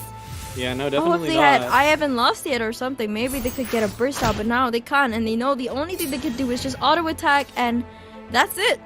Yep. Yeah, no more of that. I would have at least tried to go for a skill, but I think just like last time, Kaze understands their fate and they're going to take it. Yeah, they understand their fate, but they're gonna stick it through. I think I would have play the freshman and read them for funny. Oh no, nah. Okay, there we go. Oh yeah, they did it. What a good show of sportsmanship, maybe. Yes. Oh, technically it's a turn extend. Yeah. Oh, they had their burst ready. Imagine if they had enough die. That would have been crazy. Yeah, quite literally one die off. If they were able to get official burst, it would have been pretty huge. But Linny is going to finish the show. Oh, yep. Salty's gonna flex seed box. Yeah, oh, they're gonna play the 10,000 support cards they had. Oh, putting Jet in too. Why not? A round of applause. I feel like they could have BM'd a little harder, but And the second game goes to Salty. So we're gonna be going into a game 3 for the final match. That's very, very exciting. Indeed. Game 3 scenario, very interesting ways they've been able to push and pull back against all the situations now. Like even if that time I'd say that Judgment definitely had a lot less value, still was a lot to cripple Kaze's play. So yeah, it's crazy how much damage Aisha managed to stomp out on Nahida, basically rendering her unable to do much. But also, I feel like Kaze was kind of lacking in the die they required to play the skills that they needed. Yeah, mostly the dying cards would not have a lot of draw to get their stuff. It really is unfortunate because artifacts like Golden Troop would have been able to give them those abilities to reduce their cost of skills, especially Nahida, because that thing that costs 5 counts as an elemental skill, so it would can potentially be reduced all the way down to yeah, that's 3. true. Ooh, Kaze's playing the Yalad OTK deck. Yes. I'm so surprised people did not play Yelan OTK through and through, because it is quite popular. We do get it. Mona flexibility is way more better when you're in such a dangerous match. Now, interesting thing here, they have Red Feather Fan. That is very unconventional. Ooh, what does Red Feather Fan do? Red Feather Fan is a weird card because it requires you to swap twice if you want to get full value out of it. For starters, it will enable you to do a fast swap and then also reduce your dice swapping cost by 1, but you need to do it twice. So ooh, okay. So that's kind of hard because you need to get both of them, right? Yes, absolutely. That is very difficult to get off. Meanwhile, Salty is playing exactly what Kaze did at the very start. Yeah, unironically So very that's similar. They're also looking for the high roll WGS, and they even brought Big Paimon on the table as well. Oh yeah, they did. All right, final matchup: Kaze versus Salty. Yes. I do wonder how it will go. Yeah, because they do have a little. I wouldn't say Salty's list is necessarily unconventional, but high roll weapon is always just a little scary, I think. So yeah, that is pretty scary. Well, we'll see what happens. Maybe Salty can get as lucky as Kaze did in the first round. And it looks like they completely re-rolled their hand, but they got 2. Was that Matsutake meat rolls? No, it is time the to minty pull the meat trigger. rolls. Oh, minty read rolls. Apologies. No problem. They're both meat rolls anyway, so. But I'm sure they have very different effects. Ooh, Oh, yes, Kaze not absolutely. getting too lucky with the die roll again. Yes. Lots of Matsutake- enamel, but they don't need it this time. Yeah. Matsutake is a cool card, heals you for a ton, but MMR, our good friend, all the way back from 3.3, is going to reduce your normal attack. So. Yep. Kaze's just gonna use the normal attacks to farm up that Yelan burst as fast as possible. And now Salty's turn. Yeah, a bit of surprise they didn't open with a skill. I feel like you could have minimum tuned one, but they are going for the line where Yelan is able to normal attack 3 times thanks to MMR, and they can max value their 8 dice. And then they can get their burst ASAP. Yep. Absolutely. That's very useful. Yeah, Salty probably isn't going to deviate from the line too much. Should just Mona into Wanderer and then call it a day. Yep. I wonder how Kaze's gonna play around the the Hydro application that Wanderer and Mona are gonna cause, and how he's gonna escape the clutches of the freeze from Eula eventually. Oh, looks like I went a little bit too far ahead because Salty actually does not have enough dice to skill on Wanderer right now because they played Dunerzod into the Big Paimon. Oh, you're right. So they can't spread the Hydro yet. Yeah, no, they're gonna go ahead and wait for it. I think they're realizing, this is a little bit of a weakness of Yelan OTK, is that she always needs to burst. If she does not burst, it's over. Yep, and now she got her burst, so they kind of got their win condition and got a lot of cards thanks to the Sealy. And now they'll end their turn, but looks like Salty will get to act first and also apply that very scary Hydro on both Signora and Thundering Manifestation, which is very terrifying. Absolutely. I am definitely worried about the fact that Kaze has a Leave It To Me fast swap, so once they drop Yelan Burst, they can immediately swap into Signora and freeze Wanderer for the coming turn.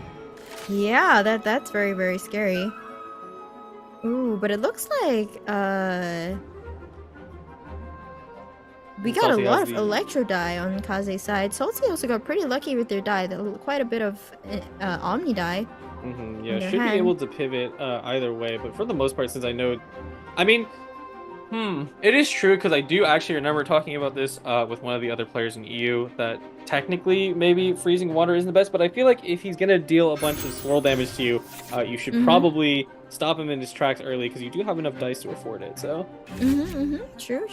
Alright, the fast action swap over to the Wanderer. Is he just going to take out his elemental skill right now? I would assume so. Yeah, absolutely. He's going to throw off his hat and into the ring. Yep, and there we go. Nice. Here comes the horrible Hydro application on both of Kaze's main damage dealers, so that is quite scary. And it looks like they might have to tune some cards, but it's okay. They have strategize on their hand. Yeah, absolutely. Tons of stuff to tune.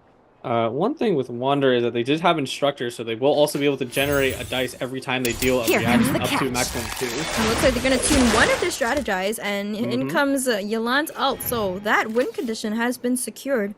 Yes, absolutely. Now let's see how they take advantage of it. Salty, just thinking about how much damage they're about to take, either that or they will start dropping those normal attacks. Yeah.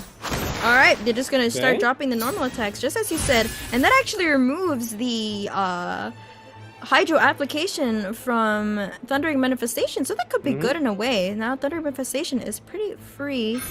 Yeah, Thundering Manifestation is clear right now. Ooh, okay, what is Chef that Mao. Support card again? Ooh, to get lots of food. Oh, that is interesting. They're looking to normal attack on Yelan. That is not what I expected. Ooh, why? I'm not sure, honestly. That's interesting. I mean, maybe they could have just fed her the food to generate a dice of Chef Mao. Not uncommon, but generally speaking, you know, you only have two copies of your food in your deck, so you want to maximize its usage. Interesting. I do wonder what's going through Kaze's head. Okay, more princess as well. Oh, I guess they're anticipating her to go down. All right. Yes. Some damage coming out from Yelan and the follow-up burst as well. Yeah, very interesting usage there, because they're going to do a significant amount of damage to Wanderer, but also the fact that they played Echoes of an Offering, which generates them a dice and draws them a card when using a skill. I see. Normal attack, sorry. Alright. And now, what will Kaze do? Will they swap over to the Thundering Manifestation? I don't like how low Kaze's TM is in general, but also Salty has 2 characters that are pretty low, so that's a bit dangerous for them as well. The thing is, though, you are right on the money, because that was all a ploy from Kaze, because 3 dice are in their hand. Wanderer is on 5 with Lightning Rod. I think you know what made this happen. You're right. There's no escaping this. Unless he can pull out a burst to take out. He takes out the Thundering Manifestation. The Uno reverse card is exactly what Kaze did to Salty in the first round, and that is devastating. Yeah, very unfortunate, because Kaze did set up to knock out Wanderer early, but Wanderer has, like you said, the Uno reverse card. Just, you know, okay, you're gonna burst? Let me burst first. Hold on. Chill out. Oh my goodness. Did he get his burst early thanks Who's to our target this time? The Klee card. I think they built them actually. I'd have to go back and see, but I think regardless they had it. So that is crazy. Oh no, this is looking really bad for Kaze. Yeah, Kaze's in a bit of a pickle here. Not even enough dice to do another skill. They can destroy their current artifact to gain 1 more, but is it really not worth it? No, I don't think so. And maybe, I guess one advantage they could do is start first, but what are they even gonna do? Like, the moment Eula comes out, they're in trouble. Yeah, it's freezing time once Eula comes out, and she's on full HP, and Wanderer got to completely escape harm's way, so... Yeah, that was so close. The close lethal on the Wanderer was really there. But unfortunately, a simple burst would take out the Thundering Manifestation. Yeah. Interestingly, next... An early swap on the Thundering Manifestation might have been better. Yeah, most definitely. It's unfortunate that it's the way that played out because Kaze definitely had the idea in mind, but they, you know, maybe a little too risky because Wanderer is just always that guy who's going to deal a ton of damage off the rip because he can quickly gain energy so fast. Yep, and now Kaze's really thinking about how they're gonna get themselves out of this really difficult situation. Looks like they're just gonna play a lot of Chef Mouse. Do they have a lot of healing in their deck? I don't know. They have an okay amount of healing, but you know, unfortunately, it looks like they're gonna do nothing in this scenario. Yeah, but Salty also can't do much here. They are out of die, so now Kaze gets to start first. But will this one turn advantage really be that big? We're about to find out. I do wonder what. Ooh, lots of a pretty good roll on Kaze's side, at least for Signora. I do wonder if Salty is going to go ahead and drop the Passing Judgment for a Liar Song counter, even if they can't, you know, even if there is none in Kaze's hand. Okay. True. Here we go. All right. Lotus, we Lotus like that. Crisp, that could be huge. Yes, absolutely.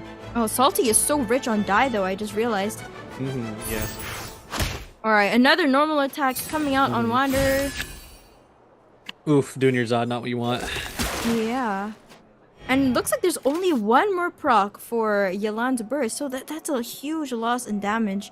It's the round. That's the cool thing about Yelan. It lasts the whole round. So next round it will be gone. Oh, okay. So if Signora can go ham this round, technically it's fine. But there's not a lot of die on Kaze's side, so that's not gonna be enough to take out everyone. Yeah, it's a very difficult situation because since they were only put down Wanderer to 1, if Wanderer takes out Yelan right now, then Signora will have to be forced to knock out Wanderer and then not get a freeze on either Mona or Eula. Yeah, that's so bad. And Wanderer can definitely take out Yelan right now, can't he? No, unfortunately not because his skill only does 2 and then his normal attacks are not boosted.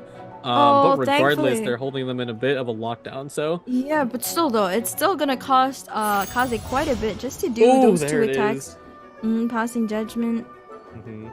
Yeah, not the craziest thing on Kaze's side, but still, Yeah, you know, the swap over to Mona. They're not gonna let Wanderer go down just yet. Yeah, no, absolutely not. I'm thinking Yelan here. The interesting thing is that Yelan probably actually could burst again when she does normal into skill. I imagine Salty won't let that happen by moving to Eula and freezing, but it is there. Yeah, that's true. That is a potential, but I guess they could force the swap over to Eula, and it looks like they will do that. Does Signora have any AoE? She doesn't, does she? Nope, no AoE on this character. Oh my goodness. Oh my goodness, so many die, and here comes the freeze on the Yelan. She's unable to use her skill. Oh, that's so unfortunate. Yeah, no, Judgment is actually messing up Kaze here because if Kaze didn't have Judgment right now, wasn't under the effects of Judgment, they could be using the Leave It to Me, swap in Signora, freeze Eula, and knock her out as well. Oh, yeah, that's true. I think this might be a GG for Kaze because now Eula can just freeze her as well, and there's nothing that can be done. It takes her out immediately, but she's still frozen. Really unfortunate there. Yeah, those Grimheart stacks was enough to push Signora over the edge, and now we are locked in the freezer. Kaze is looking like it is going to be game. Yeah, it really looks like it's going to be game. That's not enough damage from either of Signora or Yelan to take out Eula there. It looks like that Thunder Manifestation kill was really a massive blunder on Kaze's part. A blunder in this aspect. Yeah, thankfully, see, as much as it doesn't look like Eula can finish the job, she does have her burst. Kaze's still going to try and do anything they can in this situation, but it's really not that much, so... Yeah, there's nothing they can do. They can't unfreeze.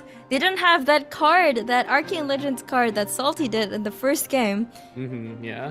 If they no did that, joyous celebration to managed to maybe escape. bring it back. Yeah. Yeah, it's not looking like it is in the heart of the card. Salty is just waiting, locked and loaded with that burst. I think that's actually WGS over there, but they won't be able to play it. Not enough dice, but it would be funny. Oh, that's such a shame. Freeze to the core. Boom. Yep, and a huge burst coming out. Redemption. Yeah, that's the great thing about Mew. You're gonna get Shatter. Boom! 5 The damage. huge 5 damage and phase, and the game goes to Salty. Congratulations to Salty for qualifying for the Prince Cup. Yes. That was quite the game. You know, quite a bit of a nail biter. You know, both of the players were playing very aggressive decks across the board, and you really had to be careful calculating how much damage each player would do. But that is the last match we have for the tournament. Yeah, it is. And maybe we'll get to take a look at all the players that have actually qualified for the Prince Cup so we know who we'll be seeing in person on stage very, very soon. Very exciting for the $60,000 tournament. Yeah, $16,000 for the first place placer, and then overall $60K prize pool. Huge stuff. Really nice to have prizes going all the way down to the 32nd being $600. You know, so if you're able, if you may not be able to make it on stage if you get to 32nd, but you will be walking out with a good amount of money. So and here we go. These are all the players that have qualified from every group. We've watched quite a few of them. We saw Salty today, we saw Injagi, and we saw Am, we saw Diaren, CTR, Garasu yesterday we saw as well, and Shimo as well. Yep. These are from groups 1 to 6, and we still have another set of 6 from group 7 to 12. So we're about to see that soon as well. Do you recognize anyone from here, Kojo? Oh, absolutely. I mean, we already talked about earlier about Inzaghi, and then we're flipping over to the other side on Inzaghi, Doom on the other side. Now we flipped over here. A match we didn't get to watch though was Koji, a very, very prominent JP player, and also I'm a big fan of one of their decks that they made this patch, being the Senora Kazuha Freeze Control. So I like that one a lot. Interesting. I see. Yeah, and then these are the other players that are also going to qualify for the Prince Cup. So all 24 of these players will be battling it out for that $16,000 first place prize, and even like the lower places also still have really, really good prizes. If not wrong. Absolutely. Yeah, so everyone who unfortunately was knocked out today does have a chance in the wild card. But wild card is a very, very tough bracket. Like it's even if it's another chance to get there, it is a I believe it's single elimination. So once you're out, you're out. There's no second life like in this tournament. Yeah, that's exciting. So some of the players that we saw here today still have a chance to make it back. Anyway, congratulations once again to everyone for making it into the Prince Cup. Yep. Like we mentioned, the 24 players will be battling out on the live stage to compete for the $60K prize pool in the coming months, so stay tuned for that. Yep, and once again, they still have a chance to, the other players that didn't make it still have a chance via the wild card. Yeah, be sure to check out where this is hosted at the Genshin Impact Tavern Discord at discord.gg/Genshin Impact Tavern for all things Genshin Impact and Genius Invocation TC tournament. You'd also check out the Hoyo Lab post for the new cards coming this patch. We have very exciting stuff coming in. Yeah, very, very exciting. Thank you everyone for watching. This was Kettle. And this is Kojo Creations.